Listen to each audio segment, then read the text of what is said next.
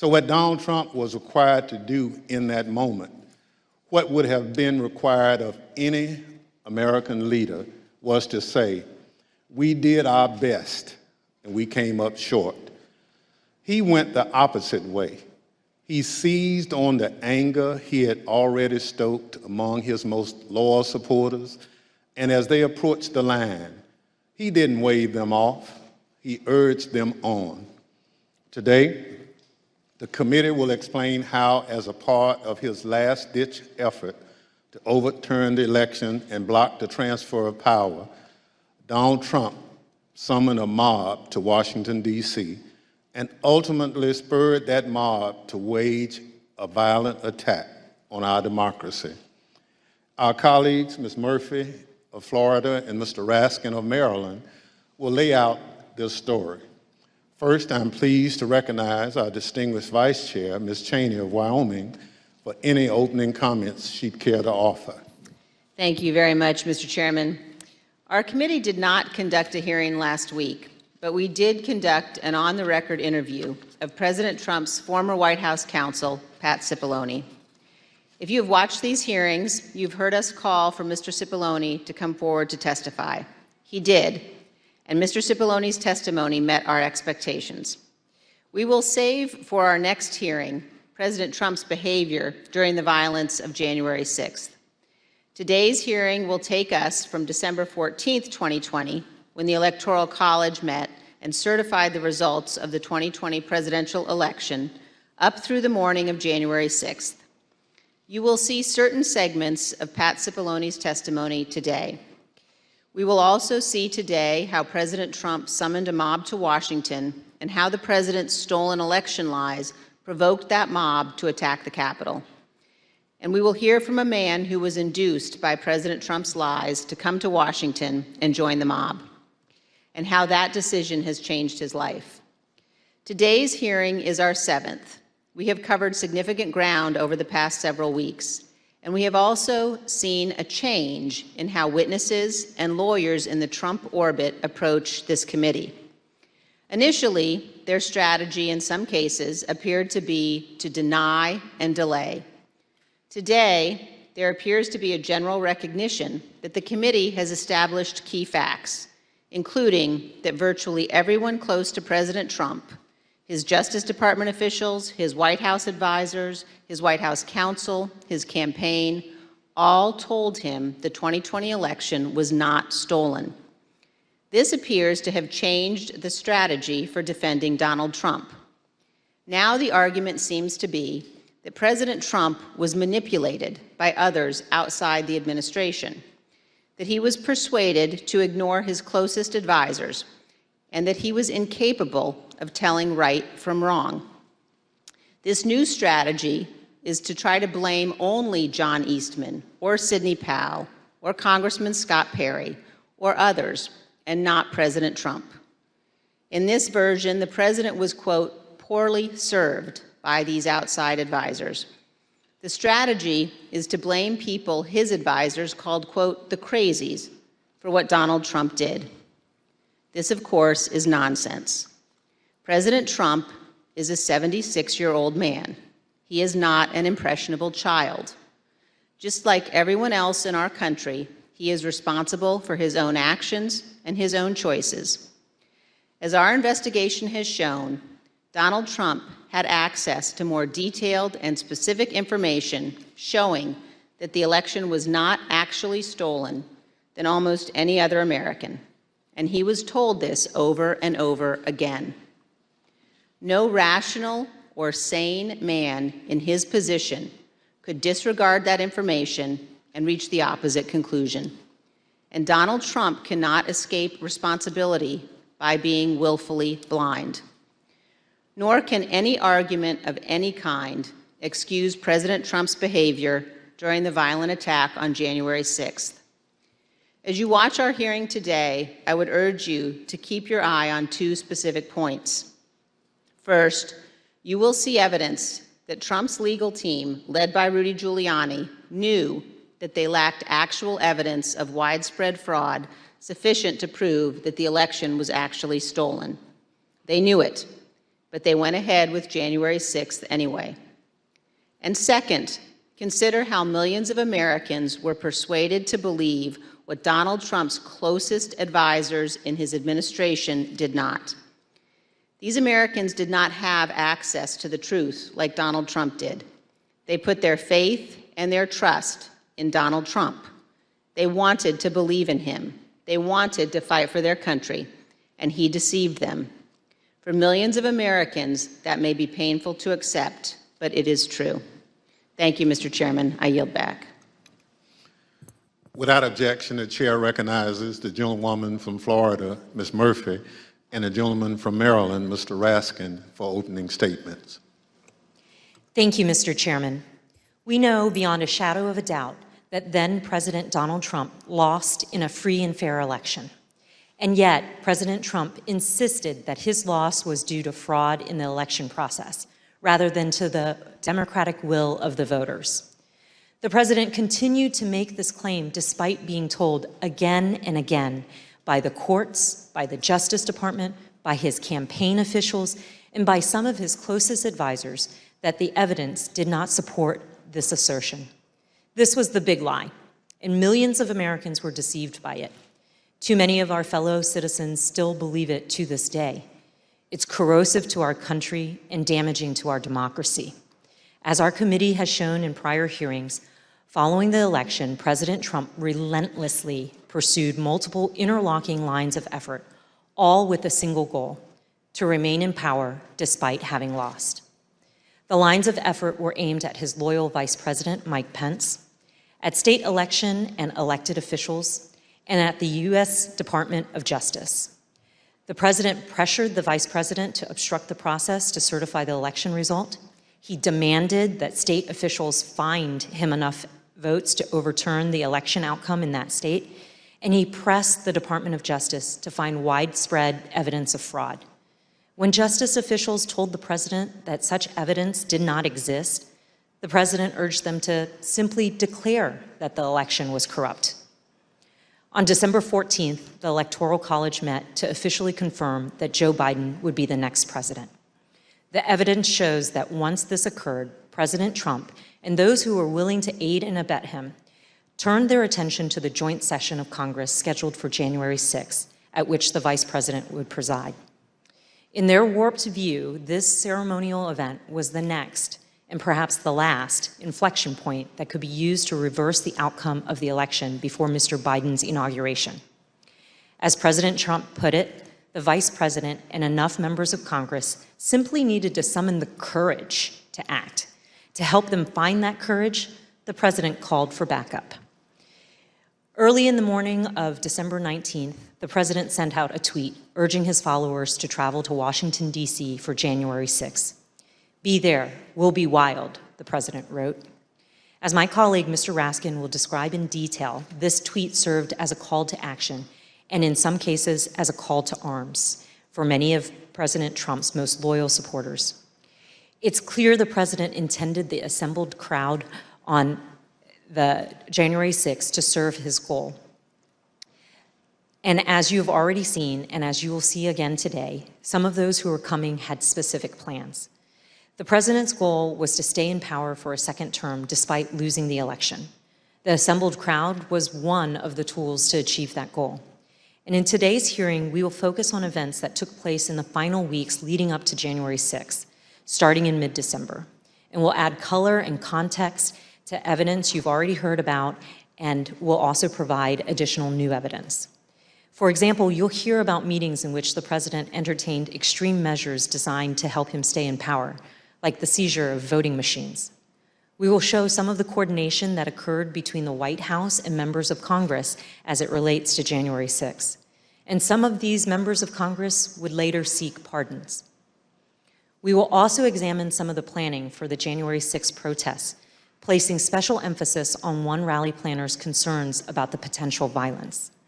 And we will describe some of the president's key actions on the evening of January 5th and the morning of January 6th, including how the president edited and ad-libbed his speech that morning at the Ellipse, directed the crowd to march to the Capitol, and spoke off script in a way that further inflamed an already angry crowd. I yield to the gentleman from Maryland, Mr. Raskin. Thank you, Ms. Murphy. Mr. Chairman, Madam Vice Chair. 4 days after the electors met across the country and made Joe Biden the president-elect, Donald Trump was still trying to find a way to hang on to the presidency. On Friday, December 18th, his team of outside advisors paid him a surprise visit in the White House that would quickly become the stuff of legend. The meeting has been called unhinged, not normal, and the craziest meeting of the Trump presidency. The outside lawyers who'd been involved in dozens of failed lawsuits had lots of theories supporting the big lie, but no evidence to support it. As we will see, however, they brought to the White House a draft executive order that they had prepared for President Trump to further his ends. Specifically, they proposed the immediate mass seizure of state election machines by the U.S. military. The meeting ended after midnight with apparent rejection of that idea.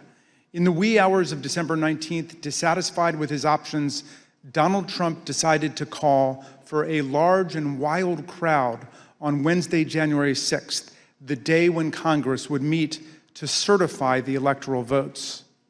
Never before in American history had a president called for a crowd to come contest the counting of electoral votes by Congress, or engaged in any effort designed to influence, delay, or obstruct the joint session of Congress in doing its work required by our Constitution and the Electoral Count Act. As we'll see, Donald Trump's 1:42 a.m. tweet electrified and galvanized his supporters, especially the dangerous extremists in the Oath Keepers, the Proud Boys, and other racist and white nationalist groups spoiling for a fight against the government. 3 rings of interwoven attack were now operating towards January 6th. On the inside ring, Trump continued trying to work to overturn the election by getting Mike Pence to abandon his oath of office as vice president and assert the unilateral power to reject electoral votes. This would have been a fundamental and unprecedented breach of the Constitution that would promise Trump multiple ways of staying in office. Meanwhile, in the middle ring, members of domestic violent extremist groups created an alliance, both online and in person, to coordinate a massive effort to storm, invade, and occupy the Capitol. By placing a target on the joint session of Congress, Trump had mobilized these groups around a common goal, emboldening them, strengthening their working relationships, and helping build their numbers.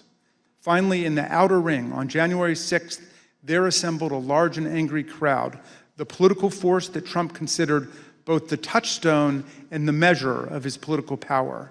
Here were thousands of enraged Trump followers, thoroughly convinced by the big lie, who traveled from across the country to join Trump's wild rally to stop the steal. With the proper incitement by political leaders and the proper instigation from the extremists, many members of this crowd could be led to storm the Capitol, confront the vice president in Congress, and try to overturn the 2020 election result. All of these efforts would converge and explode on January the 6th. Mr. Chairman, as you know better than any other member of this committee from the wrenching struggle for voting rights in your beloved Mississippi, the problem of politicians whipping up mob violence to destroy fair elections is the oldest domestic enemy of constitutional democracy in America. Abraham Lincoln knew it too. In 1837, a racist mob in Alton, Illinois, broke into the offices of an abolitionist newspaper and killed its editor, Elijah Lovejoy. Lincoln wrote a speech in which he said that no transatlantic military giant could ever crush us as a nation, even with all of the fortunes in the world. But if downfall ever comes to America, he said, we ourselves would be its author and finisher. If racist mobs are encouraged by politicians to rampage and terrorize, Lincoln said, they will violate the rights of other citizens and quickly destroy the bonds of social trust necessary for democracy to work. Mobs and demagogues will put us on a path to political tyranny, Lincoln said. As we'll see today, this very old problem has returned with new ferocity today as a president who lost an election deployed a mob which included dangerous extremists to attack the constitutional system of election and the peaceful transfer of power. And as we'll see, the creation of the internet and social media has given today's tyrants tools of propaganda and disinformation that yesterday's despots could only have dreamed of. I yield back to the gentle lady from Florida, Ms. Murphy. Article 2 of the United States Constitution establishes the Electoral College. Each state's laws provide that electors are to be chosen by a popular vote. And on December 14th, 2020, electors met in all 50 states and the District of Columbia to cast their votes. Joseph Biden won by a margin of 306 to 232. The election was over. Mr. Biden was the president-elect. Before the Electoral College met, Donald Trump and his allies filed dozens of legal challenges to the election, but they lost over and over again, including in front of multiple judges President Trump had nominated to the bench.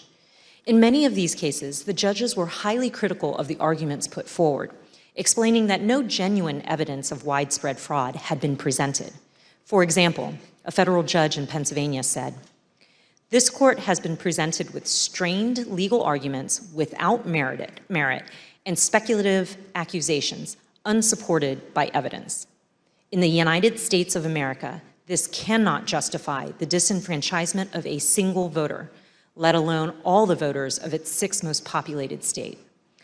On December 15th, after the Electoral College certified the outcome, the Republican Majority Leader in the Senate acknowledged Mr. Biden's victory. Yesterday, electors met in all 50 states. So as of this morning, our country has officially a president-elect and a vice president-elect. Many millions of us had hoped the presidential election would yield a different result. But our system of government has processes to determine who will be sworn in on January the 20th. The Electoral College has spoken. So today I want to congratulate President-elect Joe Biden. Even members of President Trump's cabinet and his White House staff understood the significance of his losses in the courts and the absence of evidence of fraud. They also respected the constitutional certification by the Electoral College. Many of them told President Trump that it was time to concede the election to Mr. Biden. For example, then Secretary of Labor Gene Scalia, an accomplished lawyer and the son of late Justice Scalia, called President Trump in mid-December and advised him to concede and accept the rulings of the courts. And so I had to put a call into the president. I might have called on the 13th. We spoke, I believe, on the 14th, in which I conveyed to him that I thought that it was time for him to acknowledge that President Biden had prevailed in the election. But I communicated to the president that when that legal process is exhausted and when the electors have voted, that's the point at which that outcome needs to be expected. I told him that I did believe, yes, that once those legal processes were run, if fraud had not been established that had affected the outcome of the election, that unfortunately I believed that what had to be done was concede the outcome. As you've seen in prior hearings, President Trump's Justice Department, his White House staff, and his campaign officials were repeatedly telling him that there was no evidence of fraud sufficient to change the outcome of the election. And last week, we conducted an 8-hour interview with President Trump's White House counsel, Pat Cipollone. You'll see a number of excerpts of that interview today and even more in our next hearing. Mr. Cipollone told us that he agreed with the testimony that there was no evidence of fraud sufficient to overturn the election. I want to start by asking if you agree, Mr. Cipollone, with the conclusions of Matt Morgan and Bill Barr, of all of the individuals who evaluated those claims, that there is no evidence of election fraud sufficient to undermine the outcome in a particular state. Yes, I agree with that. And Mr. Cipollone also specifically testified that he believed that Donald Trump should have conceded the election. Did you believe, Mr. Cipollone, that the president should concede once you made the determination based on the investigations that you credited DOJ did and the campaign did? Did you, in your mind, form a belief that the president should concede the election loss at a certain point after the election? Well, again, I was the White House counsel. Some of those decisions are political. So to the extent that, but if your question is, did I believe he should concede the election at a point in time? Yes, I did. I believe Leader McConnell went onto the floor of the Senate, I believe in mid-December, and basically said, the process is done. That would be in line with my thinking on these things. As Attorney General Bill Barr testified, December 14th should have been the end of the matter.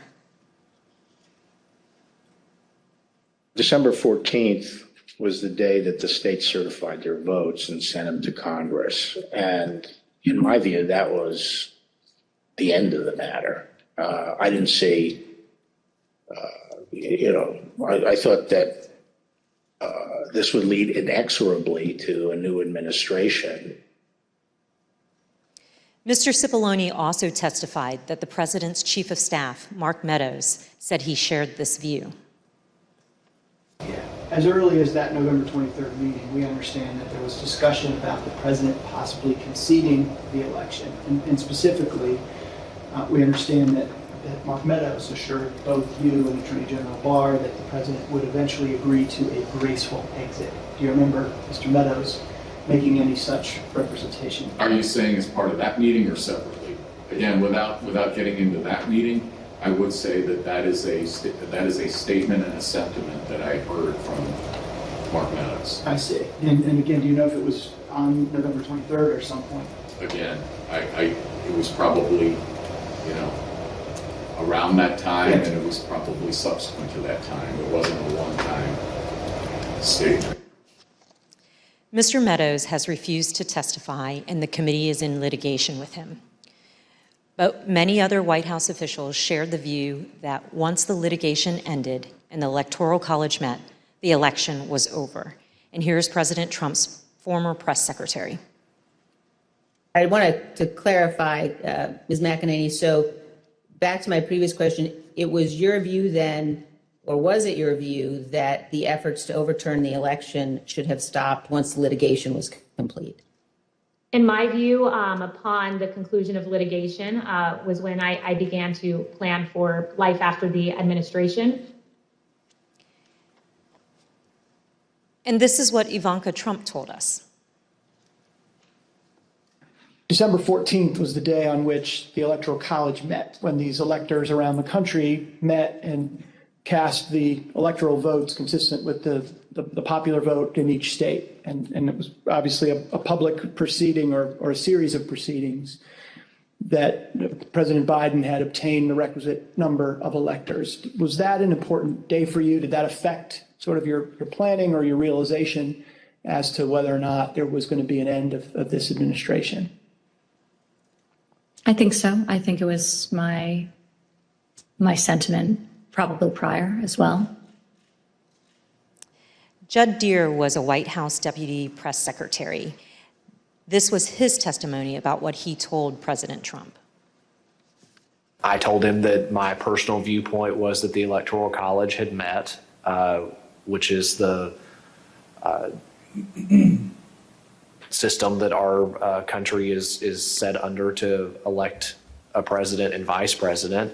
And I believed at that point that the means for him to pursue litigation was probably closed. And do you recall what his response, if any, was? He disagreed. We've also seen this testimony from Attorney General Barr reflecting a view of the White House staff in late November 2020. And then at that point I left. And as I walked out of the Oval Office, Jared was there with Dan Scavino, who ran the president's social media, and who I thought was a reasonable guy and believe is a reasonable guy.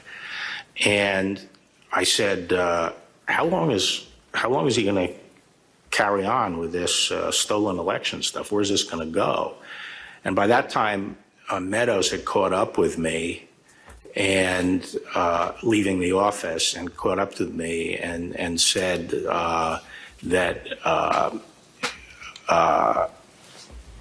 he said, look, I think that he's becoming more realistic and knows that there's a limit to how far he can take this. And then Jared said, yeah, we're working on this. We're working on it. Likewise, in this testimony, Cassidy Hutchinson, an aide to Mark Meadows, described her conversations with President Trump's Director of National Intelligence, John Ratcliffe, a former Republican congressman. He had expressed to me that he was concerned that it could spiral out of control and potentially be dangerous, either for our democracy or the way that things were going for the SIX. Of course, underlying all of this is the fundamental principle that the President of the United States cannot simply disregard the rulings of state and federal courts, which are empowered to address specific election-related claims. The President cannot simply pretend that the courts had not ruled. By that time, the President or his associates had lost 60 out of 61 cases that they had brought to challenge different aspects of the election in a number of states. They lost 60 out of 61 of those cases. So by the time we get to January 3rd, that's been clear. I assume, Pat, that you would agree the President is obligated to abide by the rulings of the courts. Of course. And I assume you also would... Everybody is obligated to abide by rules, of course. And I assume you also would agree the President has a particular obligation to take care that the laws be faithfully executed. That is one of the President's obligations, correct. Yet President Trump disregarded these court rulings and the counsel from his closest advisors and continued his efforts to cling to power. In our prior hearings, you have heard considerable testimony about President Trump's attempts to corruptly pressure Vice President Pence to refuse to count electoral votes, to corrupt the Department of Justice, to pressure state officials and state legislatures, and to create and submit a series of fake electoral slates. Now, we will show you what other actions President Trump was taking between December 14th, 2020 and January 6th. I yield to the gentleman from Maryland, Mr. Raskin. Thank you, Ms. Murphy.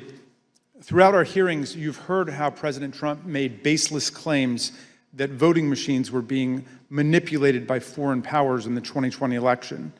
You've also heard Trump's Attorney General, Bill Barr, describe such claims as complete nonsense, which he told the president. Let's review that testimony.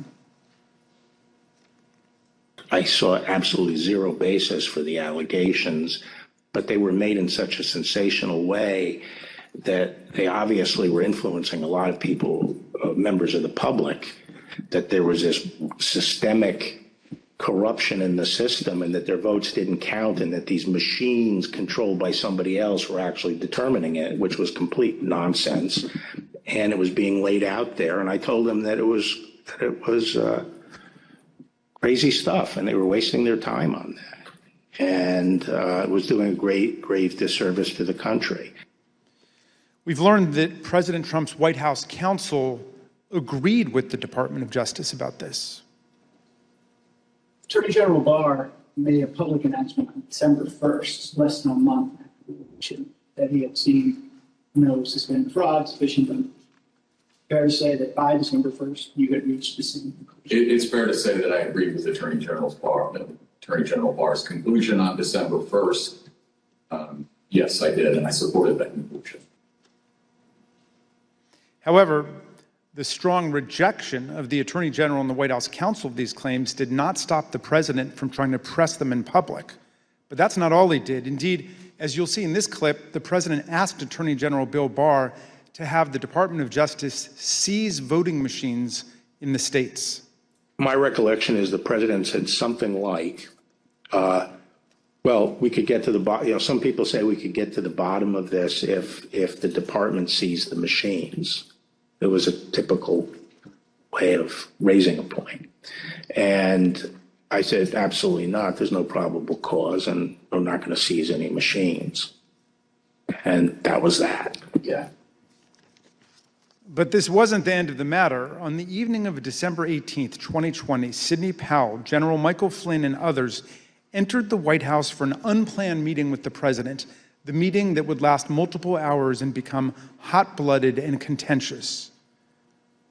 The executive order behind me on the screen was drafted on December the 16th, just 2 days after the Electoral College vote, by several of the president's outside advisors over a luncheon at the Trump International Hotel. As you can see here, this proposed order directs the Secretary of Defense to seize voting machines, quote, effective immediately, but it goes even further than that. Under the order, President Trump would appoint a special counsel with the power to seize machines and then charge people with crimes with all resources necessary to carry out her duties. The specific plan was to name Sidney Powell as special counsel, the Trump lawyer who had spent the post-election period making outlandish claims about Venezuelan and Chinese interference in the election, among others. Here's what White House counsel Pat Cipollone had to say about Sidney Powell's qualifications to take on such expansive authority. I don't think Sidney Powell would say that I thought it was a good idea to appoint her special counsel. I was vehemently opposed. I didn't think she should be appointed to anything. Sidney Powell told the president that these steps were justified because of her evidence of foreign interference in the 2020 election. However, as we've seen, Trump's allies had no such evidence and, of course, no legal authority for the federal government to seize state voting machines. Here's Mr. Cipollone again denouncing Sidney Powell's terrible idea. There was a real question in my mind and a real concern, particularly after the Attorney General had reached a conclusion that there wasn't sufficient election fraud to change the outcome of the election. When other people kept suggesting that there was, the answer is, what is it? And at some point, you have to put up or shut up. That was my view. Why was this, on a broader scale, a bad idea for the country? To have the federal government seize voting machines, it's a terrible idea for the country. That's not how we do things in the United States. There's no legal authority to do that. And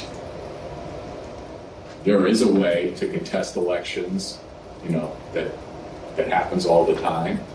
But the idea that the federal government could come in and seize election machines, that's I don't understand why I would even have to tell you why that's a bad idea for the country. It's a terrible idea.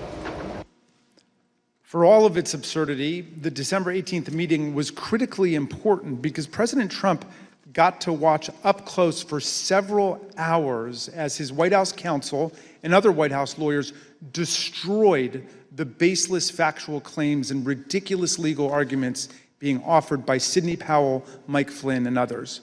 President Trump now knew all these claims were nonsense, not just from his able White House lawyers, but also from his own Department of Justice officials and indeed his own campaign officials. As White House counsel Pat Cipollone told us, with respect to the whole election fraud issue, to me, it's sort of, if you're going to make those kind of claims, and people were open to them early on because people were making all sorts of claims, and the real question is, show the evidence, okay? It wasn't just the Justice Department, the Trump campaign, and the Trump White House lawyers who knew it. Even Rudy Giuliani's own legal team admitted that they did not have any real evidence of fraud sufficient to change the election result. Here's an email from Rudy Giuliani's lead investigator, Bernie Kerik, on December 28, 2020, to Chief of Staff Mark Meadows. Mr. Kerik did not mince any words. We can do all the investigations we want later, but if the president plans on winning, it's the legislators that have to be moved, and this will do just that. Mr. Kerik wanted the president to win. What he didn't say in this email was what he would later tell the Select Committee in a letter that his lawyer wrote to us in November. The letter said, quote, "It was impossible for Mr. Kerik and his team to determine conclusively whether there was widespread fraud or whether that widespread fraud would have altered the outcome of the election. In other words, even Rudy Giuliani's own legal team knew before January 6th that they hadn't collected enough actual evidence to support any of their stolen election claims. Here's what Trump campaign senior advisor Jason Miller told the committee about some of the so-called evidence of fraud that the campaign had seen from the Giuliani team. So do you know what the examples of fraud, numbers, names, and supporting evidence was that you sent to Mo Brooks's office? And when I say you, I mean you or the campaign. There's some very, very general documents as far as say, for example, here are the handful of dead people in several different states. Here are explanations on a couple of the legal challenges as far as the saying that the rules were changed in an unconstitutional manner. But it was, to say that it was thin is probably an understatement. Here's how President Trump's deputy campaign manager described the evidence of fraud that the campaign had seen. You never came to learn or understand that Mayor Giuliani had produced evidence of election fraud. Is that fair? That's fair. And here's testimony that we received from the Speaker of the Arizona House of Representatives, Rusty Bowers, about an exchange that he had with Rudy Giuliani after the election. At some point, did one of them make a comment that they didn't have evidence, but they had a lot of theories? That was Mr. Giuliani. Chief of Staff Mark Meadows told people that he thought Trump should concede around the time the Electoral College certified the result. But nonetheless, he later worked to try to facilitate President Trump's wishes. Here's what Cassidy Hutchinson told us. During this period, I perceived his goal with all of this to keep Trump in office. He had very seriously and deeply considered the allegations of voter fraud. But when he began acknowledging that maybe there wasn't enough voter fraud to overturn the election, I witnessed him start to explore potential constitutional loopholes more extensively, which I then connected with John Eastman's theories. The startling conclusion is this: even an agreed upon complete lack of evidence could not stop President Trump, Mark Meadows, and their allies from trying to overturn the results of a free and fair election. So let's return to that meeting at the White House on the evening of December 18. That night, a group showed up at the White House, including Sidney Powell, retired Lieutenant General Michael Flynn, and former Overstock.com CEO Patrick Byrne. After gaining access to the building from a junior White House staffer, the group made their way to the Oval Office. They were able to speak with the president by himself for some time until White House officials learned of the meeting. What ensued was a heated and profane clash between this group and President Trump's White House advisors, who traded personal insults, accusations of disloyalty to the president, and even challenges to physically fight. The meeting would last over 6 hours, beginning here in the Oval Office, moving around the West Wing, and many hours later, ending up in the president's private residence. The Select Committee has spoken with 6 of the participants, as well as staffers who could hear the screaming from outside the Oval Office. What took place next is best told in their own words, as you will see from this video. Did you believe that it was going to work, that you were going to be able to get to see the president without an appointment? I had no idea. In fact, you did get to see the president without an appointment. We did. How much time did you have alone with the president? And I say alone, you had other people with you, but right from his aides before the crowd came running? Probably no more than 10 or 15 minutes. Was in that... I bet Pat Cipollone set a new land speed record. I got a call either from Molly or Hirschman that I need to get to the Oval Office. So that was the first point that I had recognized. Okay, there was nobody in there from the White House. Mark's gone. What's going on right now? I opened the door and I walked in. I saw General Flynn. I saw Sidney Powell sitting there. I was not happy to see the people who were in the Oval Office. Explain why. Well, again, I don't think they were providing. Well, first of all, the overstock person, I've never knew who this guy was. Actually, the first thing I did, I walked in, I looked at him, and I said, "Who are you?" And he told me. I don't think any of these people were providing the president with good advice, and so I didn't understand how they had gotten in. In the short period of time that you had with the president, did he seem receptive to the presentation that you were making? He was very interested in hearing particularly about the CISA finding and the terms of 13848 that apparently nobody else had bothered to inform him of. I was asking, like, you claimed the Democrats were working with Hugo Chavez, Venezuelans, and whomever else. And at one point, General Flynn took out a diagram that supposedly showed IP addresses all over the world, and IP who was communicating with whom via the machines, and some comment about like Nest thermostats being hooked up to the internet. So it's been reported that during this meeting, Ms. Powell talked about Dominion voting machines and made various election fraud claims that involve foreign countries such as Venezuela, Iran, and China. Is that accurate? Sure. Was the meeting tense? Oh, yeah. It was not a casual meeting. Explain. I mean, at times there were people shouting at each other, hurling insults at each other.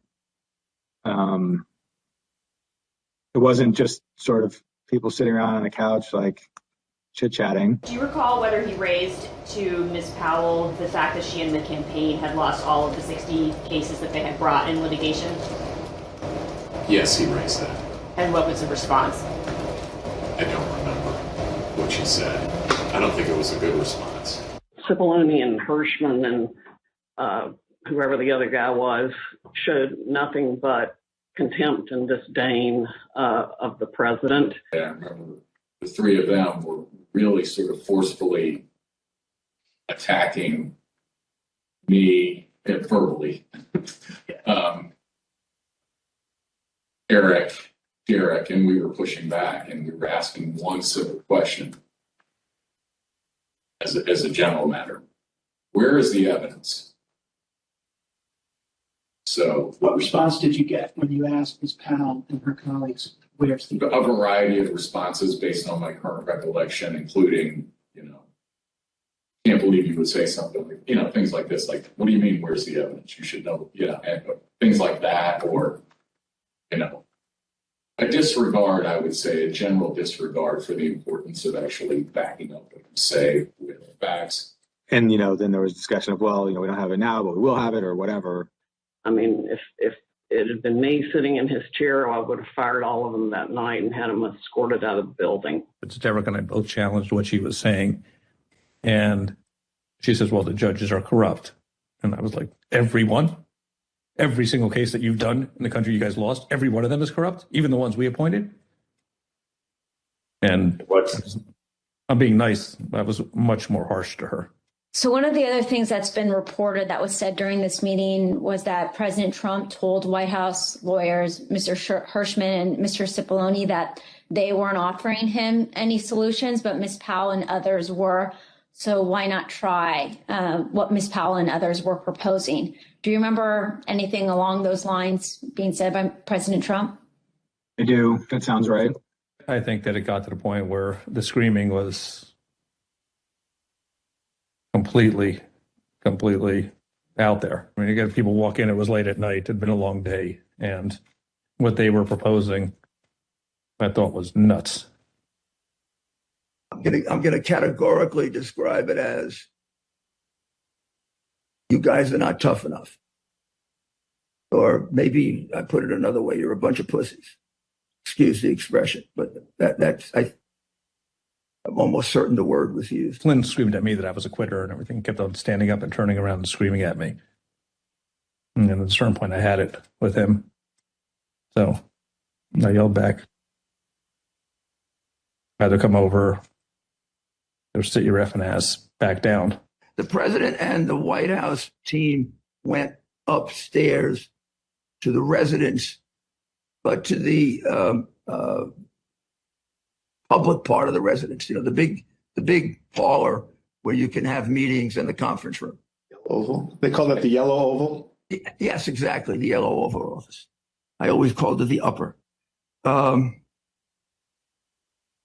I'm not exactly sure where the Sidney group went. I think maybe the Roosevelt room. And I stayed in the cabinet room, which is kind of cool. I really like that. All by myself.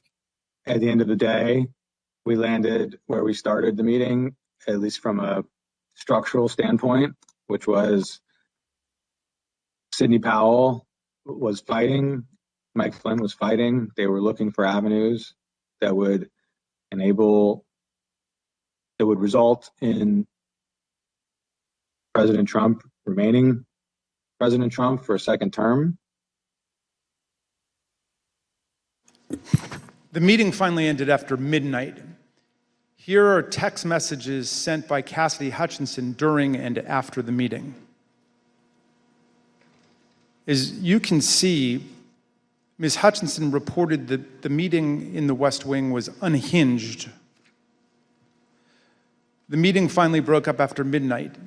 During the early morning of December 19, Cassidy Hutchinson captured the moment of Mark Meadows escorting Rudy Giuliani off the White House grounds to, quote, make sure he didn't wander back into the mansion. Certain accounts of this meeting indicate that President Trump actually granted Ms. Powell's security clearance and appointed her to a somewhat ill-defined position of special counsel. He asked Pat Cipollone if he had the authority to name me special counsel, and he said yes. And then he asked him if he had the authority to give me whatever security clearance I needed, and Pat Cipollone said yes. And then the president said, okay, you know, I'm naming her that, and I'm giving her security clearance. And then shortly before we left, and it totally blew up, was when Cipollone and or Hirschman and whoever the other young man was said, you can name her whatever you want to name her, and no one's going to pay any attention to it. How did he respond? How did the president respond to that? Something like, you see what I deal with this all the time. Over the ensuing days, no further steps were taken to appoint Sidney Powell, but there is some ambiguity about what the president actually said and did during the meeting. Here is how Pat Cipollone described it. I don't know what her understanding of whether she had been appointed, what she had been appointed to. Okay. In my view, she hadn't been appointed to anything and ultimately wasn't appointed to anything because there had to be other steps taken. So that was my view when I left the meeting, but she may have a different view and others may have a different view and the president may have a different view. Were any steps taken, including the president himself, telling her she'd been appointed? Again, I'm not going to get into what the president said in the meeting. You know, my recollection is you're not appointed until steps are taken to get the paperwork done. And when I left the meeting, okay, I guess what I'm trying to say is I'm not going to get into what the president said or said he wanted. Mr. Cipollone, when the matter continued to flare up over the next several days, was it your understanding that Sidney Powell was still seeking an appointment or that she was asserting that she had been appointed by the president at the December 18 meeting? You know, now that you mention it, probably both. You know, in terms of like, I think she may have been of the view that she had been appointed and was seeking to, you know, get that done, and that she should be appointed. As you listen to these clips, remember that Ms. Powell, the person who President Trump tried to make special counsel, was ultimately sanctioned by a federal court and sued by Dominion Voting Systems for defamation. In her own defense to that lawsuit, Sidney Powell argued that, quote, no reasonable person would conclude that the statements were truly statements of fact. Not long after Sidney Powell, General Flynn, and Rudy Giuliani left the White House in the early hours of the morning, President Trump turned away from both his outside advisors' most outlandish and unworkable schemes and his White House counsel's advice to swallow hard and accept the reality of his loss. Instead, Donald Trump issued a tweet that would galvanize his followers, unleash a political firestorm, and change the course of our history as a country. Trump's purpose was to mobilize a crowd. And how do you mobilize a crowd in 2020? With millions of followers on Twitter, President Trump knew exactly how to do it. At 1:42 a.m. on December 19, 2020, shortly after the last participants left the unhinged meeting, Trump sent out the tweet with his explosive invitation. Trump repeated his big lie and claimed it was, quote, statistically impossible to have lost the 2020 election before calling for a big protest in D.C. on January 6th. Be there, will be wild. Trump supporters responded immediately. Women for America First, a pro-Trump organizing group, had previously applied for a rally permit for January 22nd and 23rd in Washington, D.C., several days after Joe Biden was to be inaugurated. But in the hours after the tweet, they moved their permit to January 6th, 2 weeks before. This rescheduling created the rally where Trump would eventually speak. The next day, Ali Alexander, leader of the Stop the Steal organization and a key mobilizer of Trump supporters, registered wildprotest.com, named after Trump's tweet. Wildprotest.com provided comprehensive information about numerous newly organized protest events in Washington. It included event times, places, speakers, and details on transportation to Washington, D.C. Meanwhile, other key Trump supporters, including far-right media personalities, began promoting the wild protest on January 6th. It's Saturday, December 19th. The year is 2020. And one of the most historic events in American history has just taken place. President Trump, in the early morning hours today, tweeted that he wants the American people to march on Washington, D.C. on January 6, 2021. And now Donald Trump is calling on his supporters to descend on Washington, D.C., January 6th. He is now calling on we, the people, to take action and to show our numbers. We're going to only be saved by millions of Americans moving to Washington, occupying the entire area, if necessary, storming right into the Capitol. You know, we know the rules of engagement. If you have enough people, you can push down any kind of a fence or a wall. This could be Trump's last stand. And it's a time when he has specifically called on his supporters to arrive in D.C. That's something that may actually be the big push Trump supporters need to say, this is it. It's now or never. You better understand something, son. You better understand something. Red wave, bitch. Red wave. There's going to be a red wedding going down January 6th. On that day, Trump says, show up for a protest. It's going to be wild. And based on what we've already seen from the previous events, I think Trump is absolutely correct. Motherfucker, you better look outside. You better look out January 6th. Kick that fucking door open. Look down the street. There's going to be 1 million plus geeked up armed Americans. The time for games is over. The time for action is now. Where were you when history called? Where were you when you and your children's destiny and future was on the line? In that clip, you heard one of Trump's supporters predict a red wedding, which is a pop culture reference to mass slaughter. But the point is that Trump's call to Washington reverberated powerfully and pervasively online. The committee has interviewed a former Twitter employee who explained the effect that Trump had on the Twitter platform. This employee was on the team responsible for platform and content moderation policies on Twitter throughout 2020 and 2021. The employee testified that Twitter considered adopting a stricter content moderation policy after President Trump told the Proud Boys to stand back and stand by from the lectern at the September 29th presidential debate. But Twitter chose not to act. Here's the former employee, whose voice has been obscured to protect their identity, discussing Trump's stand back and stand by comment and the effect it had. My concern was that the former president, for seemingly the first time, was speaking directly to extremist organizations and giving them directives. We had not seen that sort of direct communication before. And that concerned me.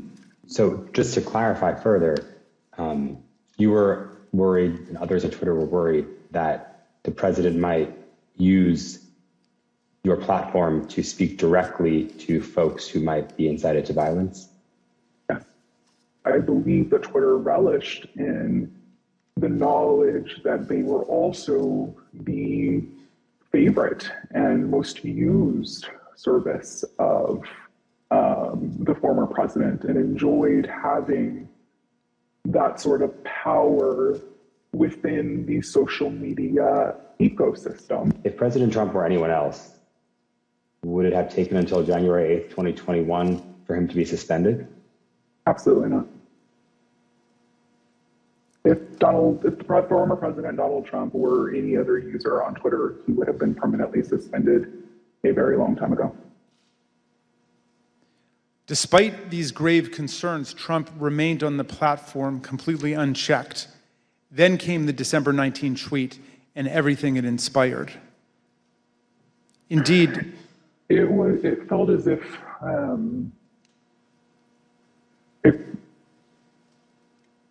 a mob was being organized, and they were gathering together their weaponry and their logic and their reasonings behind why they were prepared to fight prior to December 19th. Again, it was vague. It was non-specific, but very clear that individuals were ready, willing, and able to take up arms. After this tweet on December 19th, again, it became clear not only were these individuals ready and willing, but the leader of their cause was asking them to join him in this cause and in fighting for this cause in DC on January 6th as well. I will also say what shocked me was the responses to these tweets, right? So these were a lot of the locked and loaded, stand back, stand by, those tweets were in response to Donald Trump saying things like this, right? So there would be a response that said, big protests in DC on January 6th, be there, be wild, and someone would respond and say, I'm locked and loaded and ready for Civil War Part 2, right? I very much believe that Donald Trump posting this tweet on December 19th was essentially staking a flag in DC on January 6th for his supporters to come and rally. And you were concerned about the potential for this gathering becoming violent? Absolutely. Indeed, many of Trump's followers took to social media to declare that they were ready to answer Trump's call. One user asked, is the 6th D-Day? Is that why Trump wants everyone there? Another asserted, Trump just told us all to come armed. Fucking A, this is happening. A third took it even further. It will be wild means we need volunteers for the firing squad. Jim Watkins, the owner of 8kun, the fringe online forum that was birthplace of the QAnon extremist movement, confirmed the importance of Trump's tweet. Why did you first decide to go to D.C. for January 6th? When the President of the United States announced that he was going to have a rally, then I bought ticket and went. Watkins was at the Capitol on January 6th. Some who have since been indicted for their involvement in the attack on the Capitol also responded. One of them posted on the 19th, quote, "Calling all patriots, be in Washington, D.C., January the 6th. This wasn't organized by any group. DJT has invited us, and it's going to be wild." Some of the online rhetoric turned openly homicidal and white nationalist, such as, "Why don't we just kill them, every last Democrat, down to the last man, woman, and child? And it's time for the day of the rope. White revolution is the only solution." Others realized that police would be standing in the way of their effort to overturn the election. So one wrote, "I'm ready to die for my beliefs. Are you ready to die, police?" Another wrote on the Donald.win, "Cops don't have standing if they're laying on the ground in a pool of their own blood." The Donald.win was an openly racist and anti-Semitic forum. The Select Committee deposed that site's founder, Jody Williams. He confirmed how the president's tweet created a laser-like focus on the date of January the 6th. I mean, people have been talking about going to D.C. as soon as the election was over. And do you recall whether or not the conversation around those dates centered on the 6th after the president's tweet? Oh, sure. Yeah. I mean, after it was announced that, he was going to be there on the 6th to talk, yes. Then anything else was kind of shut out, and it was just going to be on the 6th. Okay. And that was pretty clearly reflected in the content on the site? Yeah, sure. On that site, many shared plans and violent threats. "Bring handcuffs and wait near the tunnels," wrote one user. A commenter replied, suggesting zip ties instead. One post encouraged others to come with body armor, knuckles, shields, bats, pepper spray, whatever it takes. All of those were used on the 6th. The post concluded, "Join your local Proud Boys chapter as well." The Donald.win featured discussions of the tunnels beneath the Capitol complex, suggestions for targeting members of Congress, and encouragement to attend this once-in-a-lifetime event. While Trump supporters grew more aggressive online, he continued to rile up his base on Twitter. He said there was overwhelming evidence that the election was the biggest scam in our nation's history. As you can see, the president continued to boost the event, tweeting about it more than a dozen times in the lead up to January the 6th. Mr. Chairman, I reserve. The chair requests that those in the hearing room remain seated until the Capitol Police have escorted members from the room. Pursuant to the order of the committee of today, the chair declares the committee in recess for a period of approximately 10 minutes.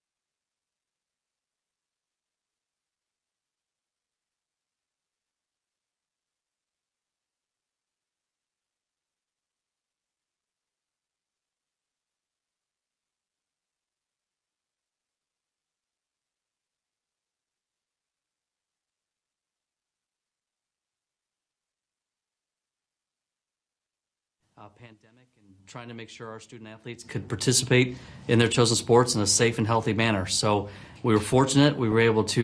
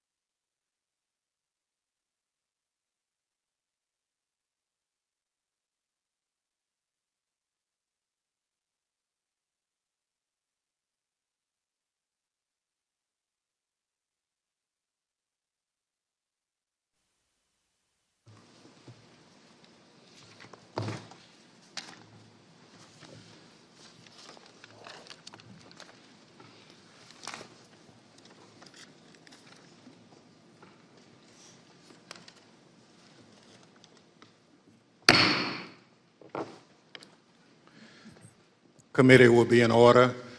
The chair recognizes the gentleman from Maryland, Mr. Raskin. Mr. Chairman, President Trump's tweet drew tens of thousands of Americans to Washington to form the angry crowd that would be transformed on January the 6th into a violent mob. Dr. Donnell Harvin, who was the Chief of Homeland Security and Intelligence for D.C., told the committee how his team saw Trump's December 19th tweet unite violent groups across the spectrum on the far right. We got derogatory information from OSINT suggesting that some very, very violent individuals were organizing to come to D.C. And not only were they organizing to come to D.C., but they were these groups, these non-aligned groups were aligning. And so all the red flags went up at that point. You know, when you have armed militia, collaborating with white supremacy groups, collaborating with conspiracy theory groups online, all toward the common goal, you start seeing what we call in terrorism a blended ideology, and that's a very, very bad sign. Then when they were clearly across, not just across one platform, but across multiple platforms of these groups coordinating, not just like chatting, hey, how's it going? You know, what's the weather like where you're at? But like, what are you bringing? What are you wearing? Where do we meet up? Do you have plans for the Capitol? That's operational. That's like pre-operational intelligence, right? And that is something that's clearly alarming. The Proud Boys and the Oath Keepers are two key groups that responded immediately to President Trump's call. The Proud Boys are a far-right street-fighting group that glorifies violence and white supremacy. The Oath Keepers are extremists who promote a wide range of conspiracy theories and sought to act as a private paramilitary force for Donald Trump. The Department of Justice has charged leaders of both groups with seditious conspiracy to overthrow the government of the United States on January the 6th. Trump's December 19th tweet motivated these two extremist groups, which have historically not worked together to coordinate their activities. December 19th at 10:22 a.m., just hours after President Trump's tweet, Kelly Meggs, the head of the Florida Oath Keepers, declared an alliance among the Oath Keepers, the Proud Boys, and the Florida Three Percenters, another militia group. He wrote, "We have decided to work together and shut this shit down." Phone records obtained by the Select Committee show that later that afternoon, Mr. Meggs called Proud Boys leader Enrique Tarrio, and they spoke for several minutes. The very next day, the Proud Boys got to work. The Proud Boys launched an encrypted chat called the Ministry of Self-Defense. The committee obtained hundreds of these messages, which show strategic and tactical planning about January the 6th, including maps of Washington, D.C. that pinpoint the location of police. In the weeks leading up to the attack, leaders in both the Proud Boys and the Oath Keepers worked with Trump allies. One such ally was Lieutenant General Michael Flynn, Trump's former national security advisor and one of the participants in the unhinged meeting at the White House on December 18th. He also had connections to the Oath Keepers. This photo from December 12th shows Flynn and Patrick Byrne, another Trump ally who was present at that December 18th meeting, guarded by indicted Oath Keeper Roberto Minuta. Another view of the scene shows Oath Keepers leader Stuart Rhodes in the picture as well. Another central figure with ties to this network of extremist groups was Roger Stone, a political consultant and longtime confidant of President Trump. He pardoned both Flynn and Stone in the weeks between the election on November 3rd and January 6th. In the same time frame, Stone communicated with both the Proud Boys and the Oath Keepers regularly. The committee obtained encrypted content from a group chat called Friends of Stone, FOS, which included Stone, Rhodes, Tarrio, and Ali Alexander. The chat focused on various pro-Trump events in November and December of 2020, as well as January 6th. As you can see here, Stuart Rhodes himself urged the Friends of Stone to have people go to their state capitals if they cannot make it to Washington for the first Million MAGA March on November 14th. These friends of Roger Stone had a significant presence at multiple pro-Trump events after the election, including in Washington on December the 12th. On that day, Stewart Rhodes called for Donald Trump to invoke martial law, promising bloodshed if he did not. He needs to know from you that you are with him, that he does not do it now while he is commander-in-chief. We're going to have to do it ourselves later in a much more desperate, much more bloody war. Let's get it on now while he is still the commander-in-chief. Hooah! That night, the Proud Boys engaged in violence on the streets of Washington and hurled aggressive insults at the police. You oath breakers! Do your fucking job! Give us 1 hour! 1 hour! Just the previous night, the co-host of InfoWars issued an ominous warning at a rally alongside Roger Stone and Proud Boys leader Enrique Tarrio.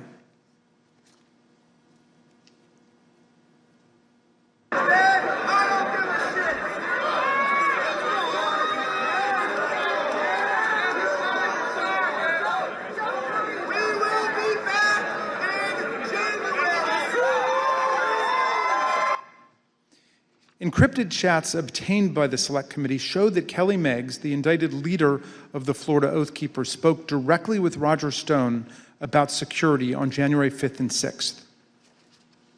In fact, on January 6th, Stone was guarded by 2 Oath Keepers who have since been criminally indicted for seditious conspiracy. One of them later pleaded guilty and, according to the Department of Justice, admitted that the Oath Keepers were ready to use, quote, lethal force if necessary against anyone who tried to remove President Trump from the White House, including the National Guard. As we've seen, the Proud Boys were also part of the Friends of Stone network. Stone's ties to the Proud Boys go back many years. He's even taken their so-called fraternity creed, required for the first level of initiation to the group.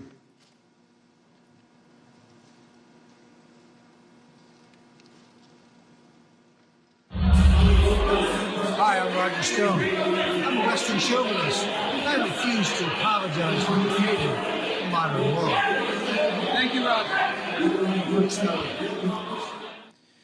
Kelly Sorrell, a lawyer who assists the Oath Keepers and a volunteer lawyer for the Trump campaign, explained to the committee how Roger Stone and other figures brought extremists of different stripes and views together. You mentioned that Mr. Stone wanted to start the Stop the Steal series of rallies.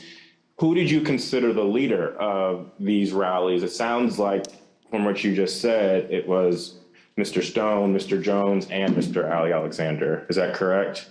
Those are the ones that became like the center point for everything.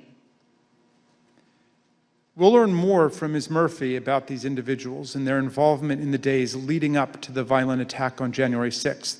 We'll also hear how they were allowed to speak at a rally for President Trump the night before January 6th, even though organizers had expressed serious concerns about their violent and extremist rhetoric directly to Mark Meadows.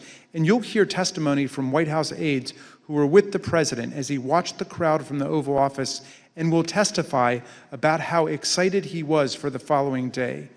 Let me note now that our investigation continues on these critical issues. We have only shown a small fraction of what we have found. I look forward to the public release of more of our findings later, Mr. Chairman, and I now yield back. Gentleman yields back. Chair recognizes the gentlewoman from Florida, Ms. Murphy. During our most recent hearing, the committee showed some evidence of what President Trump, Chief of Staff Mark Meadows, and other White House officials knew about the potential for violence on January 6th. And despite this information, they made no effort to cancel the rally, halt the march to the Capitol, or even to lower the temperature among President Trump's supporters. Katrina Pearson, one of the organizers of January 6th rally and a former campaign spokeswoman for President Trump, grew increasingly apprehensive after learning that multiple activists had been proposed as speakers for the January 6th rally. These included some of the people we discussed earlier in this hearing: Roger Stone, a longtime outside advisor to President Trump. Alex Jones, the founder of the conspiracy theory website InfoWars, and Ali Alexander, an activist known for his violent political rhetoric. On December 30th, Ms. Pearson exchanged text messages with another key rally organizer about why people like Mr. Alexander and Mr. Jones were being suggested as speakers at the president's rally on January 6th. Ms. Pearson's explanation was POTUS, and she remarked that the president likes the crazies. The committee asked Ms. Pearson about these messages, and this is what she said. So when you said that he likes the crazies, were you talking about President Trump? Yes, I was talking about President Trump. He loved people who viciously defended him in public. But consistent in terms of the support for these people, at least with what the president likes, from what you could tell. Yes, the people that would be very, very vicious and publicly defending him. On January 2nd, Ms. Pearson's concerns about the potential rally speakers had grown serious enough that she reached out to Mr. Meadows directly. She wrote, "Good afternoon. Would you mind giving me a call regarding this January 6th event? Things have gotten crazy and I desperately need some direction, please." According to phone records obtained by the committee, Ms. Pearson received a phone call from Mr. Meadows 8 minutes later. Here is what Ms. Pearson said about that conversation. So what specifically did you tell him, though, about other events? Just that there were a bunch of entities coming in. Some were very suspect, but they're going to be on other stages, some on other days. A very, very brief overview of what was actually happening and why I raised the red flags. And when you told him that people were very suspect, what did you tell him what you meant by that? Or what did you convey to him about what your the problems with these folks? I think I even texted him some of my concerns, but I did briefly go over some of the concerns that I had raised to everybody with Alex Jones or Ali Alexander and some of the rhetoric that they were doing. I probably mentioned to him that they had already caused trouble at other capitals or at the previous event, the previous march that they did for protesting, and I just had a concern about it. Ms. Pearson was especially concerned about Ali Alexander and Alex Jones because in November 2020, both men and some of their supporters had entered the Georgia state capitol to protest the results of the 2020 election. Ms. Pearson believed that she mentioned this to Mark Meadows on this January 2nd call. Notably, January 2nd is the same day on which, according to Cassidy Hutchinson, Mr. Meadows warned her of that things might get real bad on January 6th. After her January 2nd call with Mr. Meadows, Katrina Pearson sent an email to fellow rally organizers. She wrote, "POTUS expectations are to have something intimate at the Ellipse and call on everyone to march to the Capitol." President's own documents suggest that the president had decided to call on his supporters to go to the Capitol on January 6th, but that he chose not to widely announce it until his speech on the Ellipse that morning. The committee has obtained this draft, undated tweet from the National Archives. It includes a stamp stating, "President has seen." The draft tweet reads, "I will be making a big speech at 10 a.m. on January 6th at the Ellipse, south of the White House. Please arrive early. Massive crowds expected. March to the Capitol after. Stop the steal." Although this tweet was never sent, rally organizers were discussing and preparing for the march to the Capitol in the days leading up to January 6th. This is a January 4th text message from a rally organizer to Mike Lindell, the MyPillow CEO. The organizer says, "This stays between us. We're having a second stage at the Supreme Court again after the Ellipse. POTUS is going to have us march there / the Capitol. It cannot get out about the second stage because people will try and set up another and sabotage it. It can also not get out about the march because I will be in trouble with the National Park Service and all the agencies. But POTUS is going to just call for it, quote, unexpectedly." The end of the message indicates that the president's plan to have his followers march to the Capitol was not being broadly discussed. And then on the morning of January 5th, Ali Alexander, whose firebrand style concerned Katrina Pearson, sent a similar text to a conservative journalist. Mr. Alexander said, "Tomorrow, ellipse then U.S. Capitol. Trump is supposed to order us to the Capitol at the end of his speech, but we will see." President Trump did follow through on his plan, using his January 6th speech to tell his supporters to march to the Capitol on January 6th. The evidence confirms that this was not a spontaneous call to action, but rather was a deliberate strategy decided upon in advance by the president. Another part of the president's strategy involves certain members of Congress who amplified his unsupported assertions that the election had been stolen. In the weeks after the election, the White House coordinated closely with President Trump's allies in Congress to disseminate his false claims and to encourage members of the public to fight the outcome on January 6th. We know that the president met with various members to discuss January 6th well before the joint session. The president's private schedule for December 21st, 2020 shows a private meeting with Republican members of Congress. We know that Vice President Pence, Chief of Staff Mark Meadows, and Rudy Giuliani also attended that meeting. We obtained an email that was sent from Congressman Mo Brooks of Alabama to Mark Meadows setting up that meeting. The subject line is White House meeting December 21st regarding January 6th. In his email, Congressman Brooks explained that he had not asked anyone to join him in the, quote, January 6th effort, because in his view, quote, only citizens can exert the necessary influence on senators and congressmen to join this fight against massive voter fraud and election theft. At this point, you may also recall testimony given in our earlier hearing by Acting Attorney General Richard Donahue, who said that the president asked the Department of Justice to, quote, just say that the election was corrupt and leave the rest to me and the Republican congressman. According to White House visitor logs obtained by the committee, members of Congress present at the White House on December 21st included Congressman Brian Babin, Andy Biggs, Matt Gaetz, Louis Gohmert, Paul Gosar, Andy Harris, Jody Heiss, Jim Jordan, and Scott Perry. Then Congresswoman-elect Marjorie Taylor Greene was also there. We heard testimony in an earlier hearing that a pardon was ultimately requested by Congressman Mo Brooks and other members of Congress who attended this meeting. We've asked witnesses what happened during the December 21st meeting, and we've learned that part of the discussion centered on the role of the vice president during the counting of the electoral votes. These members of Congress were discussing what would later be known as the Eastman theory, which was being pushed by attorney John Eastman. In one of our earlier hearings, you heard in great detail that President Trump was trying to convince Vice President Pence to do something illegal. His White House counsel confirmed all of that in testimony last week. Your view, Mr. Cipollone, upon those discussions with Mr. Philbin, with Greg Jacob, what was your assessment as to what the Vice President could or could not do at the joint session? What was my assessment about what he could or couldn't do? Yes, your view of the issue. My view was that the vice president didn't have the legal authority to do anything except what he did.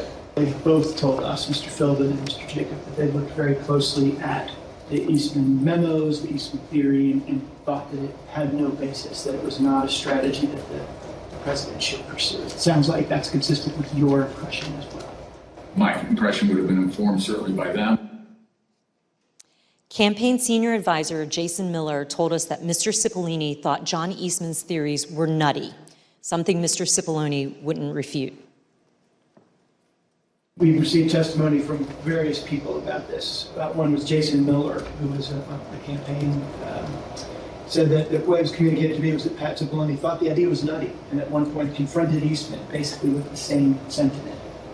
I don't have any reason to contradict what he said. On January 4th, John Eastman went to the White House to meet with the president and vice president. Mr. Cipollone tried to participate in this meeting, but he was apparently turned away. You didn't go to the meeting in the Oval Office where Eastman met with the president and with the vice president. Do you remember why you didn't personally attend?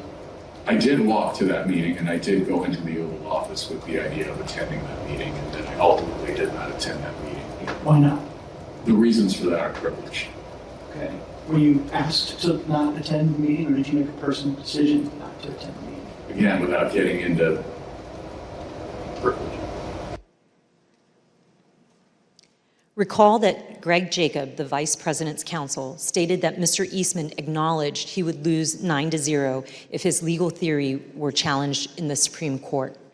Mr. Cipollini had reviewed Mr. Eastman's legal theory and expressed his view repeatedly that the vice president was right.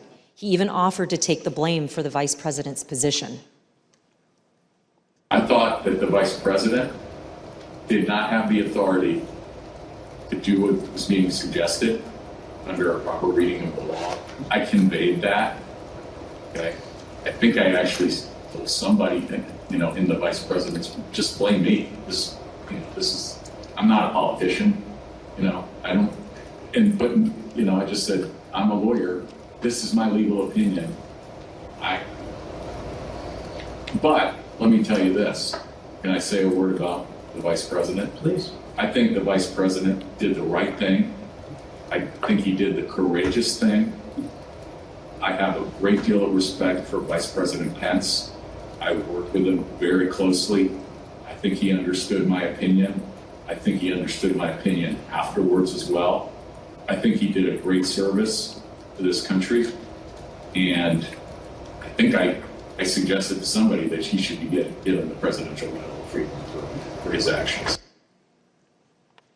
Earlier this year, a federal district court judge concluded that President Trump and Mr. Eastman, relying on Mr. Eastman's theory, more likely than not violated multiple federal criminal laws in their pressure campaign against the vice president. Also recall earlier in this hearing, we saw that Rudy Giuliani's team did not have actual evidence of fraud sufficient to change the result of the election. That's important because as January 6th approached, the Republican members of the House and Senate were looking for reason to object to the electors, and no real evidence was ever given to them. And we know that Republican members of the House received a memorandum from the chairwoman of the House Republican Caucus in the days before January 6th, explaining in detail the many constitutional and legal problems with objections and describing the principal judicial rulings dismissing the claims of widespread fraud. But their plan to object to the certification of the election on January 6th went forward anyway. The next day, on January 5th, the day before the attack on the Capitol, tens of thousands of people converged on Washington.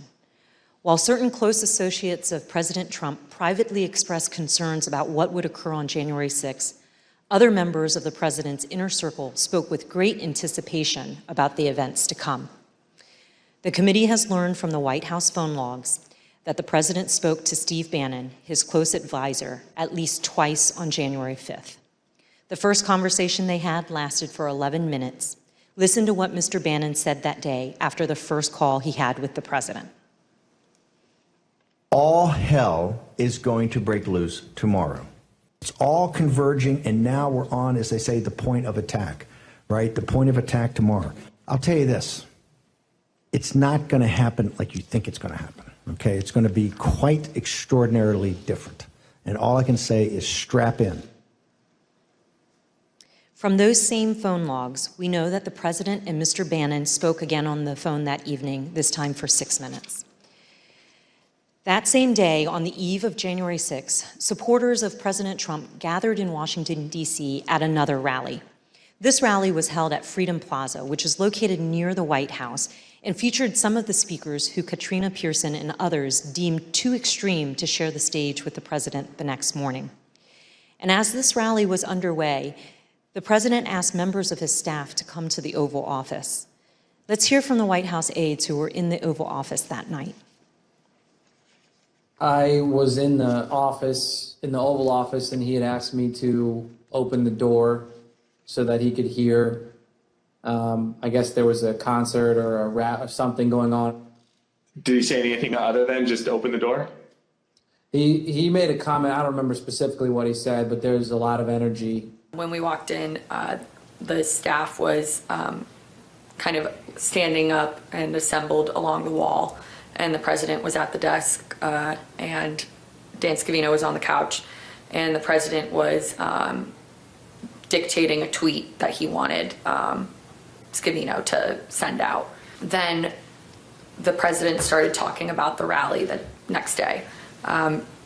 He had the door of the Oval open to the Rose Garden because you could hear the crowd already assembled outside on the ellipse, and they were playing music, and it was so loud that you could feel it shaking in the Oval. He was in a very good mood, and I say that because he had not been in a good mood for weeks leading up to that, and then it seemed like he was in a fantastic mood that evening. He asked if members of Congress would be with him tomorrow.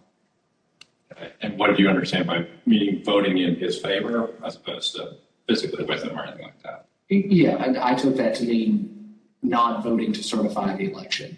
Then he did look to the staff and ask for ideas of how, if I recall, he said that we could make the rhinos do the right thing, is the way he phrased it.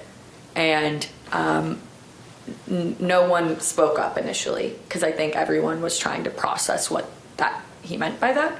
The president was making notes then, talking then about we should go up to the Capitol. What's the best route to go to the Capitol?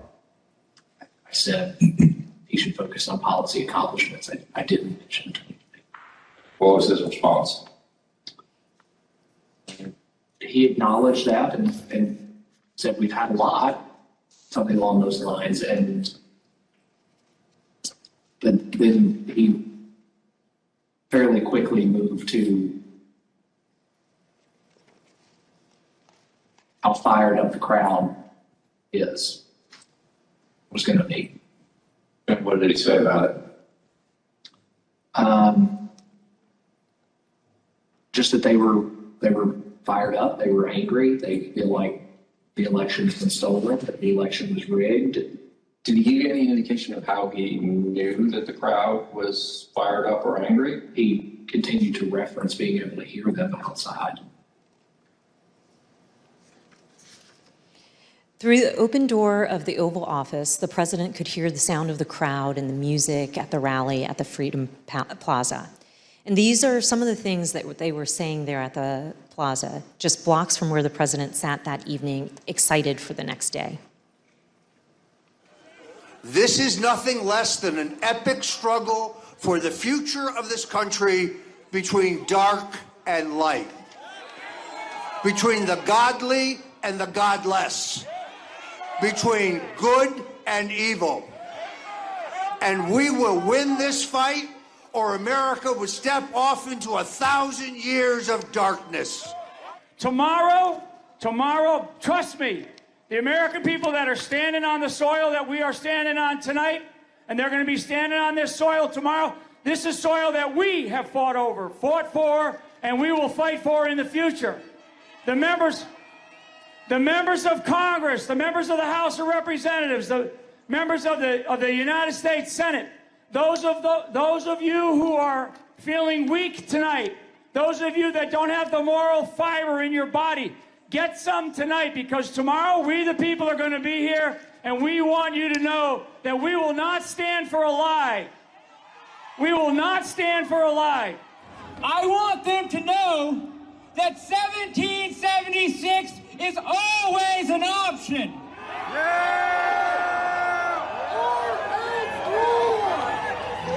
These degenerates in the deep state are going to give us what we want, or we are going to shut this country down.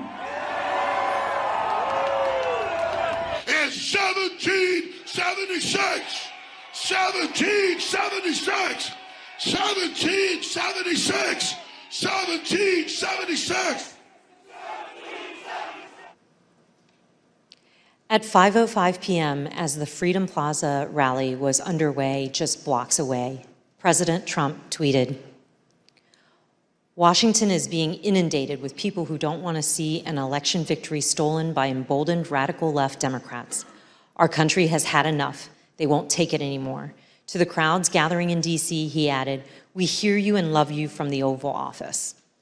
The committee has learned that on January 5th, there were serious concerns at Twitter about the anticipated violence the next day. Listen to what the Twitter witness told us about their desperate efforts to get Twitter to do something. What was your gut feeling on the night of January 5th? I believe I sent a Slack message to someone that said something along the lines of, when people are shooting each other tomorrow, I will try and rest in the knowledge that we tried. And so I went to, I don't know that I slept that night, to be honest with you. I was on pins and needles because, again, for months I had been begging and anticipating and attempting to raise the reality that if we made no intervention into what I saw occurring, people were going to die. And on January 5th, I realized no intervention was coming. And even as hard as I had tried to create one or implement one, there was nothing, and we were at the whims and the mercy of a violent crowd that was locked and loaded. And just for the record, this was content that was echoing statements by the former president, but also Proud Boys and other known violent extremist groups? Yeah. There were also concerns among members of Congress. We have a recently released recording of a conversation that took place among Republican members in the U.S. Capitol on the eve of January 6th. This is Republican Congresswoman Debbie Lesko from Arizona, who led some of the unfounded objections to the election results. I also asked leadership to come up with a safety plan for members. I'm actually very concerned about this because we have who knows how many hundreds of thousands of people coming here. We have Antifa. We also have, quite honestly, Trump supporters who actually believe that we are going to overturn the election. And when that doesn't happen, most likely will not happen, they are going to go nuts. That same evening, as President Trump listened to the rally from the Oval Office, he was also working on his speech to be delivered the next day. And based on documents we've received from the National Archives, including multiple drafts of the president's speech, as well as from witness testimony, we understand how that speech devolved into a call to action and a call to fight. One of the first edits President Trump made to his speech was to incorporate his 5:05 p.m. tweet, revising his speech to say, "All of us are here today, do not want to see our election victory stolen by emboldened radical left Democrats. Our country has had enough. We will not take it anymore." He also added, "Together, we will stop the steal." President Trump's edits continued into the morning of January 6th. And as you can see from the president's daily diary here, the president spoke to his chief speechwriter, Stephen Miller, for over 25 minutes that morning. Following his call with Mr. Miller, President Trump inserted for the first time a line in his speech that said, quote, "And we will see whether Mike Pence enters history as a truly great and courageous leader. All he has to do is refer the illegally submitted electoral votes back to the states that were given false and fraudulent information where they want to recertify." No prior version of this speech had referenced Vice President Pence or his role during the joint session on January 6th. These last-minute edits by President Trump to his speech were part of the president's pressure campaign against his own vice president. But not everyone wanted these lines regarding the vice president included in the president's speech, including White House lawyer Eric Hirschman. Did you ever speak to anybody in the White House at the time about this disagreement between the president and the vice president, other than the president, based on the objection from your counsel?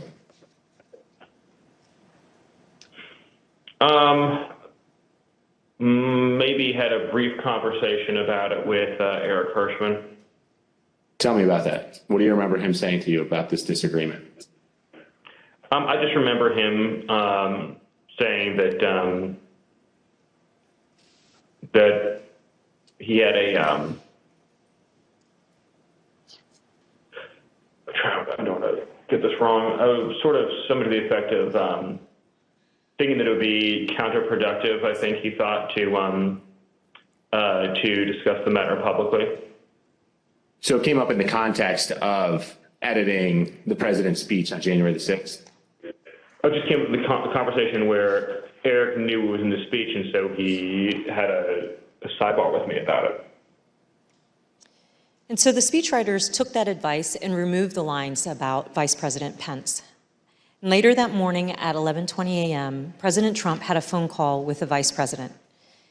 And as the committee detailed in an earlier hearing, that phone call was, by all accounts, tense and heated.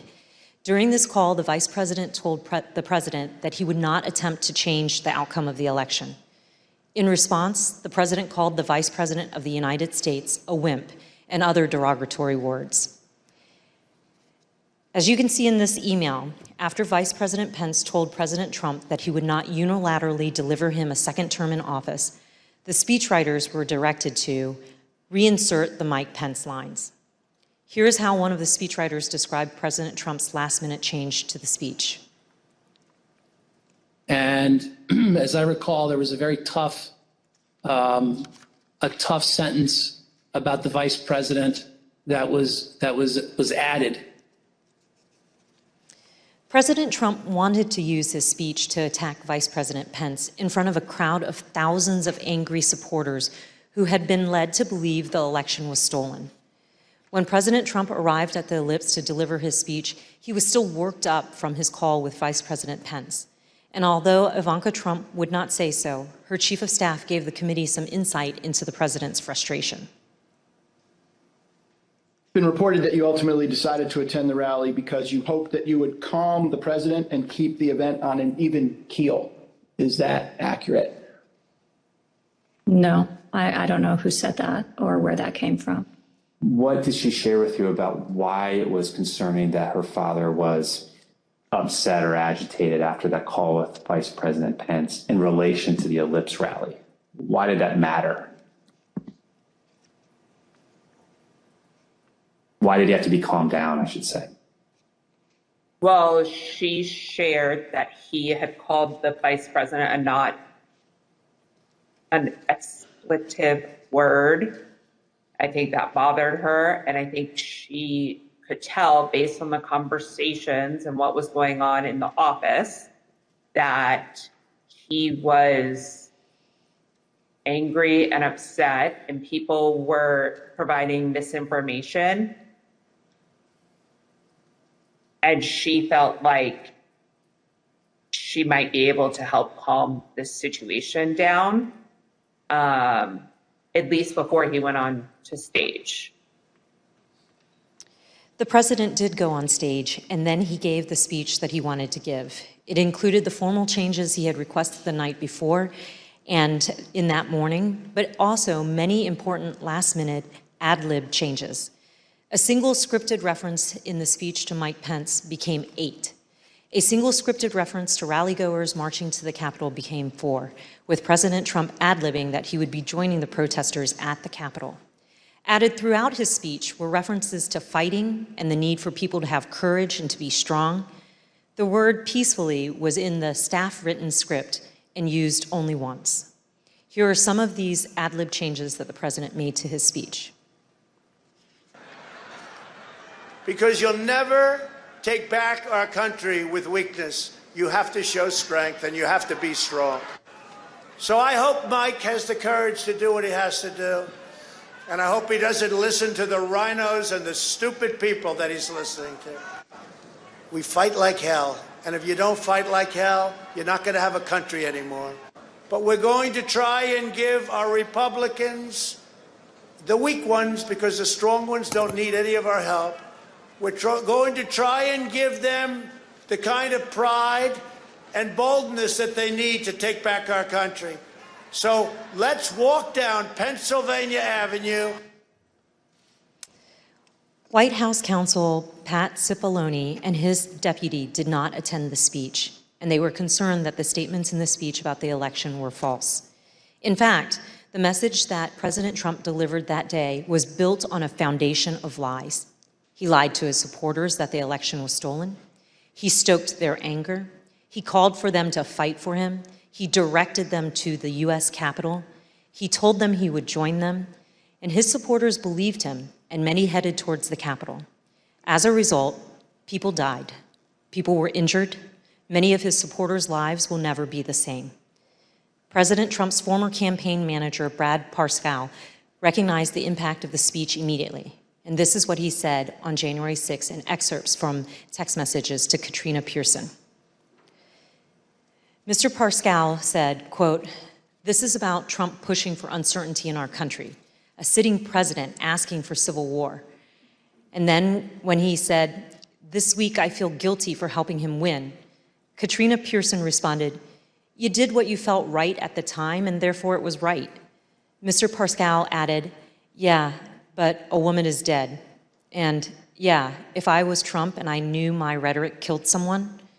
When Ms. Pearson replied, "It wasn't the rhetoric," Mr. Parscale said, "Katrina, yes, it was." Thank you, Mr. Chairman. I yield back. Gentlelady yields back.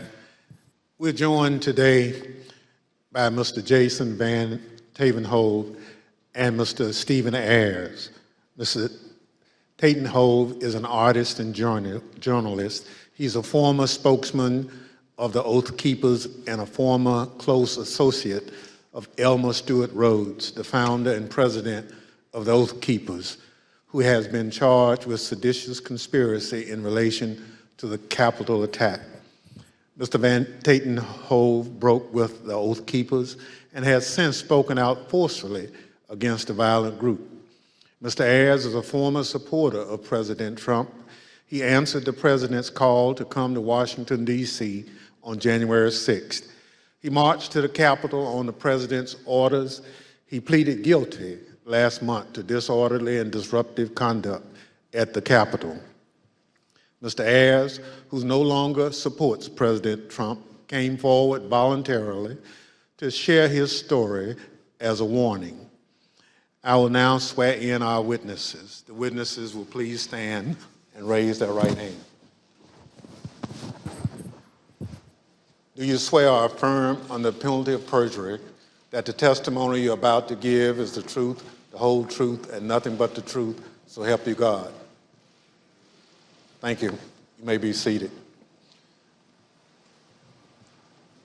Let the record reflect that the witnesses answered in the affirmative. I recognize myself for questions.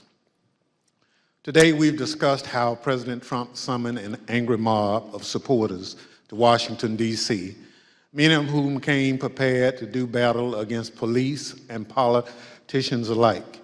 We're fortunate enough to be joined by two witnesses who can help us understand who was in the mob that day. Both hardcore violent extremists like the Oath Keepers and Proud Boys and average Trump supporters swept up in the fervor of the day. Mr. Van Tatenhove, can you help us understand who the Oath Keepers are?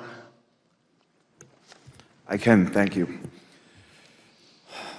My time with the Oath Keepers began back at Bundy Ranch with that first standoff when I went to cover them as an independent journalist. I then subsequently covered two more standoffs, the Sugar Pine Mine standoff and the White Hope Mine standoff. It was at that time that I was offered a job as national media director and an associate editor for the webpage. So I spent a few years with the Oath Keepers, and I can tell you that they may not like to call themselves a militia, but they are. They're a violent militia, and they are largely Stewart Rhodes. And I think, rather than try to use words, I think the best illustration for what the Oath Keepers are happened January 6th, when we saw that stacked military formation going up the stairs of our Capitol. I saw radicalization that started with my beginning of my time with them and continued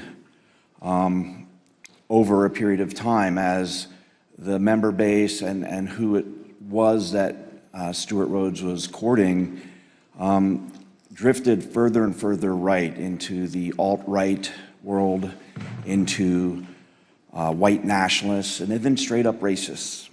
And it came to a point where I could no longer continue to work for them. But the Oath Keepers are a dangerous militia that is in large part fed by the ego and drive of Stewart Rhodes, who at times seemed to see himself as this paramilitary leader. I think that drove a lot of it. So, in my opinion, the Oath Keepers are a very dangerous organization. Well, thank you very much. You've talked a little bit about that danger.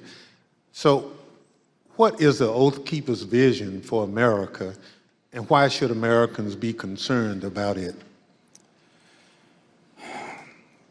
I think we saw a glimpse of what the vision of the Oath Keepers is on January 6th. It doesn't necessarily include the rule of law. It doesn't necessarily include, it includes violence. It includes trying to get their way through lies, through deceit, through intimidation, and through the perpetration of violence. The swaying of people who may not know better through lies and rhetoric and propaganda that can get swept up in these moments. And I'll admit I was swept up at one point as well too. But I don't know if that answers the question. Well, it does, and you talk about being swept up. So at what point did you break with the Oath Keepers? There came a point, there were many red flags, and I probably should have broke with them much earlier than I did. But the straw that broke the camel's back really came when I walked into a grocery store. We were living up in the very remote town of Eureka, Montana, and there was a group of core members of the group of the Oath Keepers and some associates, and they were having a conversation at that public area where they were talking about how the Holocaust was not real. And that was, for me, something I just could not abide. And, you know, we were not wealthy people at all. We were barely surviving, and it didn't matter. I went home to my wife and my kids, and I told them that I've got to walk away at this point. I don't know how we're going to survive or where we're going to go or what we're going to do, but I just can no longer continue, and put in my resignation. Thank you very much. Mr. Ayers, there were many people in the crowd that day, January 6th, including you, who were not part of an extremist group. I'd like to start by having you tell the American people a little bit about yourself. Can you tell us about your life before January 6th? Yeah, basically nothing but a family man and a working man. Worked at the company, a cabinet company up in Northeast Ohio for going on 20 years. You know, family's my life. I was a supervisor there, so that took up a lot of my other, a lot of my free time. Other than that, with my family, camping, playing basketball, playing games with my son. Just what any ordinary American citizen, family man would do. Yep, exactly. So this committee has reviewed thousands of hours of surveillance footage from January 6th. During this review, we identified you entering the Capitol as we see in this video. Mr. Ayers, why did you decide to come to Washington on January 6th? For me personally, I was, pretty hardcore into the social media, Facebook, Twitter, Instagram. I followed, President Trump, on all of the websites, he basically put out, come to Stop the Steal rally, and I felt like I needed to be down here. So you basically learned about the rally on social media and at some point made a decision to come to Washington. Yep. I had some friends I found out were coming down, and I just hopped on with them right at the tail end when I found out and came down here with them. Thank you very much. The chair recognizes the vice chair, Ms. Cheney of Wyoming, for any questions that she may have. Thank you very much, Mr. Chairman. Mr. Ayers, when you entered the Capitol last year, did you believe that the election had been stolen? At that time, yeah. Everything that I was seeing online, I definitely believed that that's exactly what that was the case. And when you heard from President Trump that the election was stolen, how did that make you feel? Oh, I was very upset, as were most of his supporters. That's basically what got me to come down here. And do you still believe the election was stolen? Not so much now. I got away from all the social media when January 6th happened. Basically deleted it all. I started doing my own research and everything. And for me, for something like that to be that, for that to actually take place, it's too big. There's no way you can keep something like that quiet, as big as something like that. With all the lawsuits being shot down one after another. That was mainly what convinced me. Well, and I think that's very important. And we've also talked about today and in previous hearings the extent to which the president himself was told that the election hadn't been stolen by his Justice Department, by his White House counsel, by his campaign. Would it have made a difference to you to know that President Trump himself had no evidence of widespread fraud? Oh, definitely. Who knows? I may not have come down here then. Thank you very much, Mr. Chairman. I yield back. Gentlelady yields back. Chair recognizes the gentlewoman from Florida, Ms. Murphy. Thank you, Mr. Chairman. Earlier today, we showed how Donald Trump's December 19th tweet summoned both extremist groups as well as rank-and-file supporters of President Trump to come to Washington, D.C., average Americans.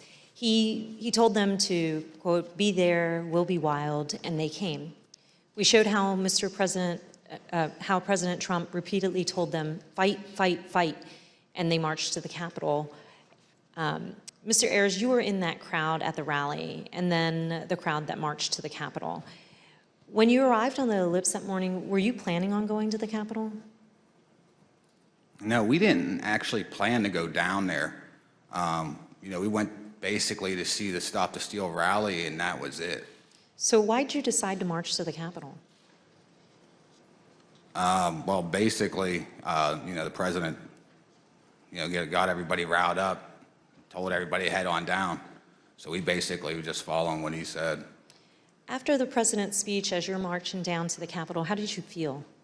I was, I'm angry, after everything that was basically said in the speech. A lot of the stuff he said, he already put out in tweets. I've already seen it and heard it before. So, I was already worked up, and so were most of the people there. So as you started marching, did you think there was still a chance the election would be overturned? Yeah, at that time I did, because everybody was kind of like in the hope that, Vice President Pence was not going to certify the election. Also the whole time on our way down there, we kept hearing about this big reveal I remember us talking about, and we kind of thought maybe that was it. So that hope was there. Did you think that the president would be marching with you? Yeah, I think everybody thought he was going to be coming down. He said in his speech, kind of like he's going to be there with us. So, I think I believed it. I understand. We know that you illegally entered the Capitol that afternoon and then left the Capitol area later on. What made you decide to leave? Basically, when President Trump put his tweet out, we literally left right after that come out. You know, to me, if he would have done that earlier in the day, 1:30, we wouldn't be in this. Maybe we wouldn't be in this bad of a situation or something. Thank you. Mr. Chairman, I yield back. Chair recognizes the gentleman from Maryland, Mr. Raskin. Thank you, Mr. Chairman. Mr. Van Tatenhoff, in the run-up to January 6th, Stuart Rhodes publicly implored President Trump to invoke the Insurrection Act, the 1807 law that allows the president to call up militias to put down a rebellion against the United States. And I want to get your thoughts about this in the context of your prior relationship with Stuart Rhodes. I understand that you had conversations with Rhodes about the Insurrection Act. Why was he so fixated on that, and what did he think it would enable the Oath Keepers to do? Well, I think it gave him a sense of legitimacy, that it was a path forward to move forward with his goals and agendas. I think we need to quit mincing words and just talk about truths. And what it was going to be was an armed revolution. I mean, people died that day. Law enforcement officers died this day. There was a gallows set up in front of the Capitol. This could have been the spark that started a new civil war, and no one would have won there. That would have been good for no one.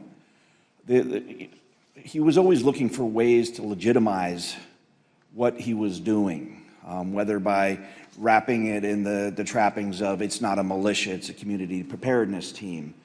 We're not a militia, we're an educational outreach group. It's a veteran support group.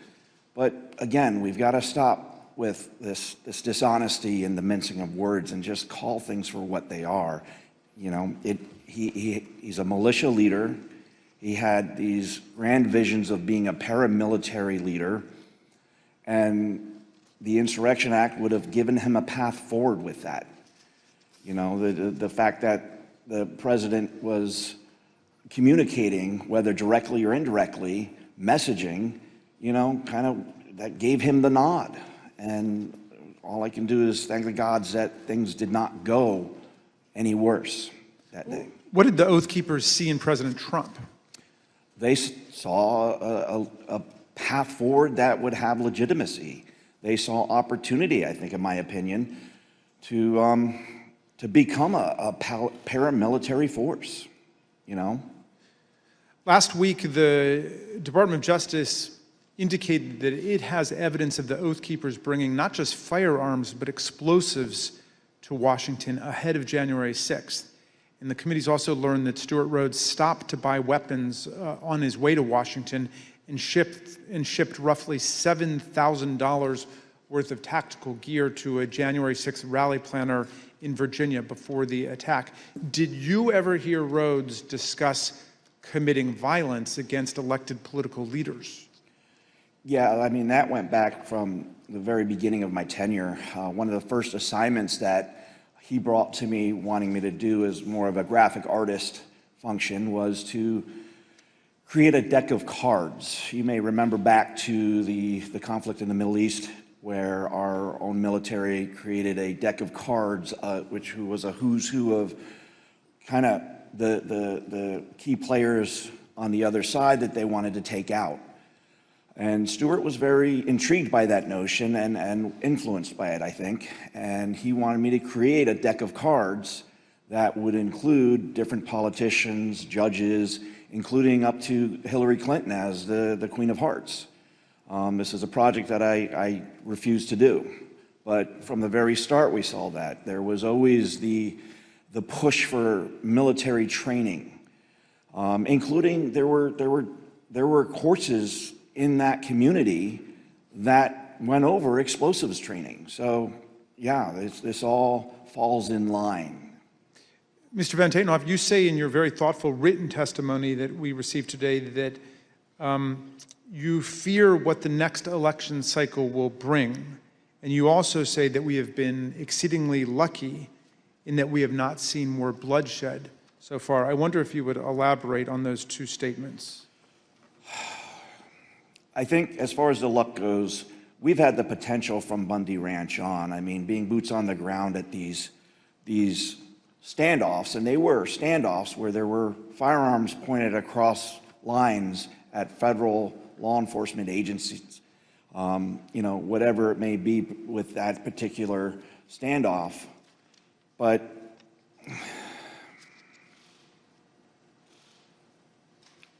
I think we've gotten exceedingly lucky that more bloodshed did not happen because the potential has been there from the start. And we got very lucky that the loss of life was, and as tragic as it is, that we saw on January 6th, the potential was so much more. Again, all we have to look at is the iconic images of that day with the gallows set up for Mike Pence, for the Vice President of the United States. And I do fear for this next election cycle because who knows what that might bring. If a president that's willing to try to instill and encourage to whip up a civil war amongst his followers using lies and deceit and snake oil, and regardless of the human impact, what else is he going to do if he gets elected again? All bets are off at that point. And that's a scary notion. I have 3 daughters. I have a granddaughter. And I fear for the world that they will inherit if we do not start holding these people to account. Thank you for your testimony, Mr. Van Tatenhoff. Mr. Ayers, I first want to ask you about what finally caused you to leave on January the 6th. We know that the medieval-style combat with our police, the occupation of the building, this was going on for several hours until the president issued at 4:17 a tweet, I believe, that included a video telling people to go home. Did you see that, and did that have any effect on what you were doing? Well, when we were there, as soon as that come out, everybody started talking about it, and it seemed like it started to disperse, some of the crowd. Obviously, once we got back to the hotel room, we seen that it was still going on, but it definitely dispersed a lot of the crowd. And did you leave at that point? Yeah, we did. Yeah, we left. So, in other words, that was the key moment when you decided to leave, when President Trump told people to go home. Yeah, we left right when that come out. You were not a member of an organized group like the Oath Keepers or the Proud Boys, as most of the crowd wasn't. I wonder, on January 6th, was it your view that these far-right groups like the Oath Keepers and Proud Boys and 3%ers and others were on your side? Did you have any reservations about marching with them and rallying with them? Well, I definitely didn't have a problem. I was probably following them online myself. I thought, hey, they're on our team, good. That's how I kind of looked at it at the time. I didn't have a problem with it. I thought it was a good thing. I'm interested in hearing about what's happened to you since the events of January 6th. You told the vice chair that you no longer believe Trump's big lie about the election, but that's what brought you originally to Washington. Looking back on it now, how do you reflect on the role that you played in the crowd that day, and what is going on in your life? Basically, I lost my job. Since this all happened, pretty much sold my house. So everything that happened with the charges, thank God, a lot of them did get dismissed because I was just holding my phone, but at the same time, I was there. It definitely, it changed my life, and not for the good, definitely not for the, for the better. Well, all I could say. President Trump is still promoting the big lie about the election. How does that make you feel? It makes me mad because I was hanging on every word he was saying. Everything he was putting out, I was following it. I mean, if I was doing it, hundreds of thousands or millions of other people are doing it, or maybe even still doing it. It's like he just said about that. You know, you got people still following and doing that. Who knows what the next election could come out? You know, they could end up being down the same path we are right now. I mean, just don't know. Mr. Ayers, I see that your wife has joined you today, and welcome to Washington. We know this has been very difficult on you both and your family. What lessons, finally, do you want the American people to learn from the way you and your family have suffered as a result of these events? Biggest thing is I consider myself a family man, and I love my country. I don't think any one man is bigger than either one of those. I think that's what needs to be taken. You know, people dive into the politics, and for me, I felt like I had, you know, like horse blinders on. I was locked in the whole time.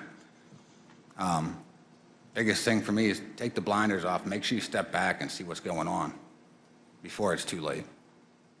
Well, I want to thank you for your testimony and for appearing, both of you, today. And Mr. Chairman, I yield back to you. Gentleman yields back. I want to thank our witnesses for joining us today. The members of the Select Committee may have additional questions for today's witnesses, and we ask that you respond expeditiously in writing to those questions.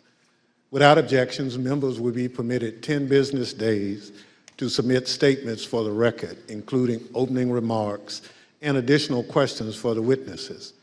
Without objection, the chair recognizes the gentleman from Maryland, Mr. Raskin, for a closing statement. Thank you, Mr. Chairman. When Donald Trump sent out his tweet, he became the first president ever to call for a crowd to descend on the capital city to block the constitutional transfer of power. He set off an explosive chain reaction among his followers, but no one mobilized more quickly than the dangerous extremists that we've looked at today. Seizing upon his invitation to fight, they assembled their followers for an insurrectionary showdown against Congress and the vice president. On January 6th, Trump knew the crowd was angry. He knew the crowd was armed. He sent them to the Capitol anyway. You might imagine that our founders would have been shocked to learn that an American president would one day come to embrace and excuse political violence against our own institutions, or knowingly send an armed mob to attack the Capitol to usurp the will of the people. But you know, Mr. Chairman, the founders were pretty wise about certain things, and at the start of the Republic, they actually warned everyone about Donald Trump. Not by name, of course, but in the course of advising about the certain prospect that ambitious politicians would try to mobilize violent mobs to tear down our own institutions in service of their insatiable ambitions. In the very first Federalist paper, Alexander Hamilton observed that history teaches that opportunistic politicians who desire to rule at all costs will begin first as demagogues, pandering to the angry and malignant passions of the crowd, but then end up as tyrants, trampling the freedoms and the rights of the people.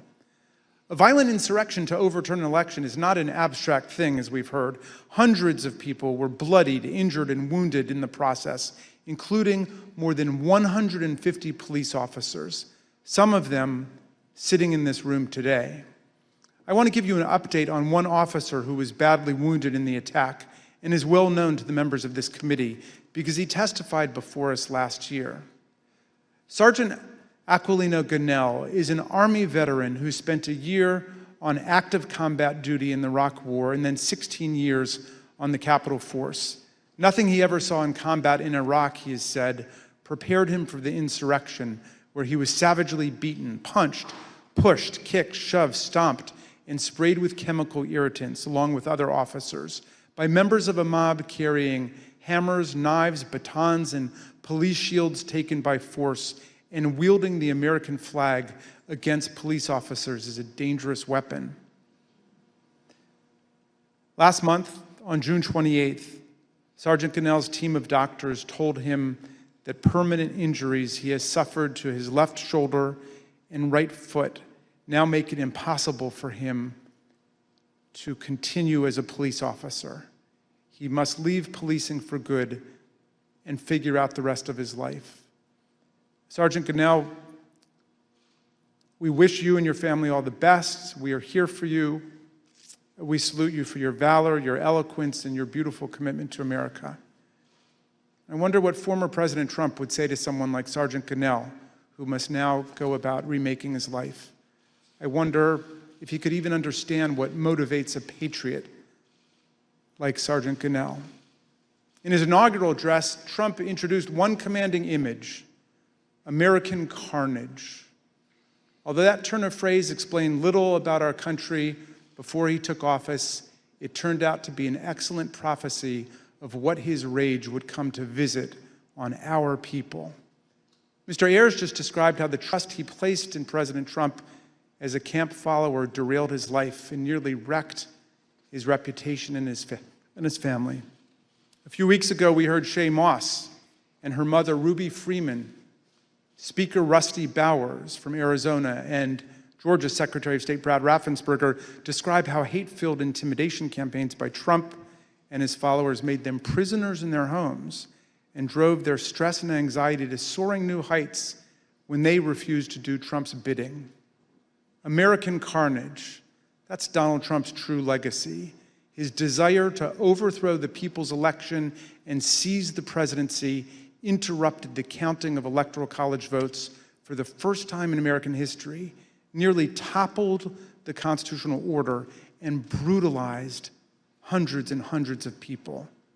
The Watergate break-in was like a Cub Scout meeting compared to this assault on our people and our institutions. Mr. Chairman, these hearings have been significant for us and for millions of Americans, and our hearing next week will be a profound moment of reckoning for America. But the crucial thing is the next step. What this committee, what all of us will do to fortify our democracy against coups, political violence, and campaigns to steal elections away from the people. Unlike Mr. Ayers and Mr. Van Tatenhove, people who have recovered and evolved from their descent into the hell of fanaticism, Donald Trump has only expanded his big lie to cover January 6th itself. He asserts the insurrection was the real election, and the election was the real insurrection. He says his mob greeted our police officers on January 6th with hugs and kisses. He threatens to take one of America's two major political parties with him down the road to authoritarianism, and it is Abraham Lincoln's party, no less.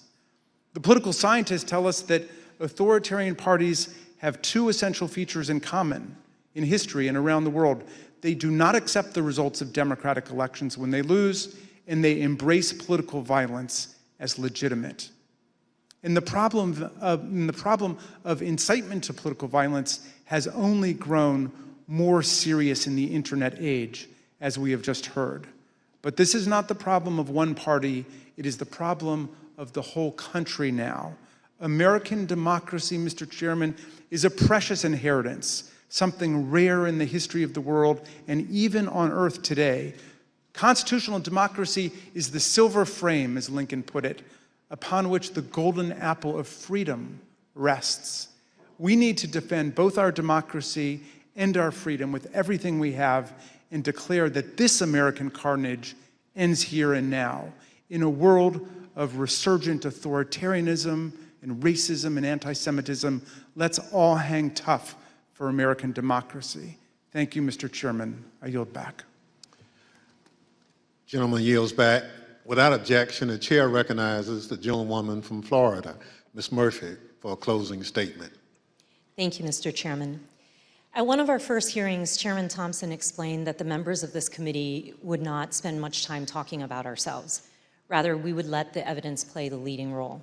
And the chairman was right, because this isn't about promoting ourselves as individuals, it's about protecting the country we love. And it's about preserving what actually makes America great: the rule of law, free and fair elections, and the peaceful transfer of power from one elected leader to the next. But if I may say a word about myself and why I'm proud to serve on this committee. I'm the only member of this committee who was not blessed to be born an American.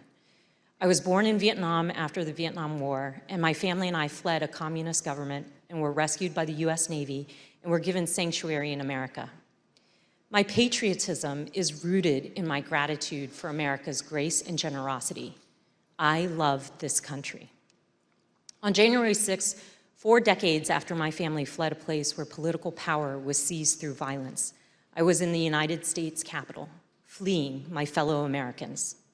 Members of the angry mob had been lied to by a president and the other powerful people who tried to convince them without evidence that the election had been stolen from them. Some of them then tried to use physical violence to overturn the outcome of a free and fair election. Our committee's overriding objective is to fight fiction with facts, to create a full account for the American people and for the historical record, to tell the truth of what happened and why it happened, to make recommendations so it never happens again, to defend our democracy.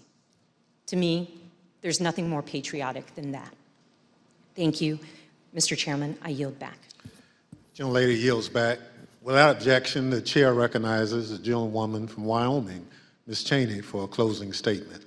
Thank you very much, Mr. Chairman. Mr. Chairman, let me put what you have seen today in a broader context. At the very outset of our hearings, we described several elements of President Trump's multi-part plan to overturn the 2020 election. Our hearings have now covered all but one of those elements: an organized campaign to persuade millions of Americans of a falsehood that the 2020 election was stolen by widespread fraud, a corrupt effort to pressure Vice President Pence to refuse to count electoral votes, an effort to corrupt the U.S. Department of Justice, efforts to pressure state election officials and legislators to change state election results, a scheme to create and submit fake electoral slates from multiple states. And today, you saw how President Trump summoned a mob to Washington for January 6th, and then, knowing that that mob was armed, directed that mob to the United States Capitol. Every one of these elements of the planning for January 6th is an independently serious matter. They were all ultimately focused on overturning the election, and they all have one other thing in common. Donald Trump participated in each substantially and personally.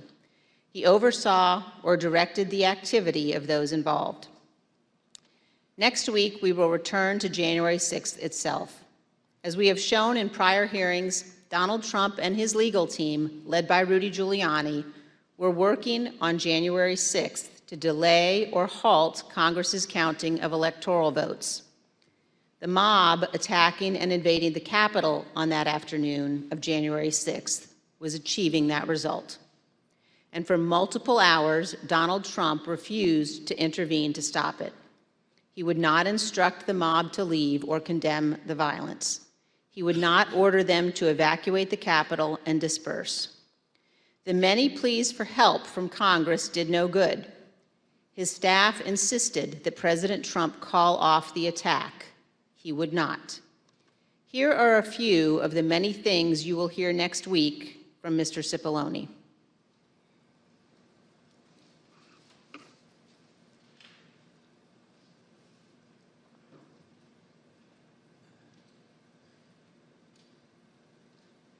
Is that right?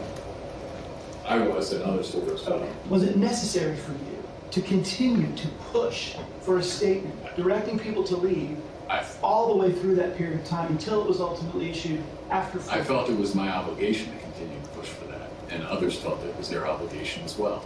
Would it have been possible at any moment for the president to walk down to the podium in the briefing room and talk to the nation at any time between when you first gave him that advice at 2 o'clock and 4:17 when the video statement went out? Would that have been possible? Would it have been possible? Yes. Yes, it would have been possible.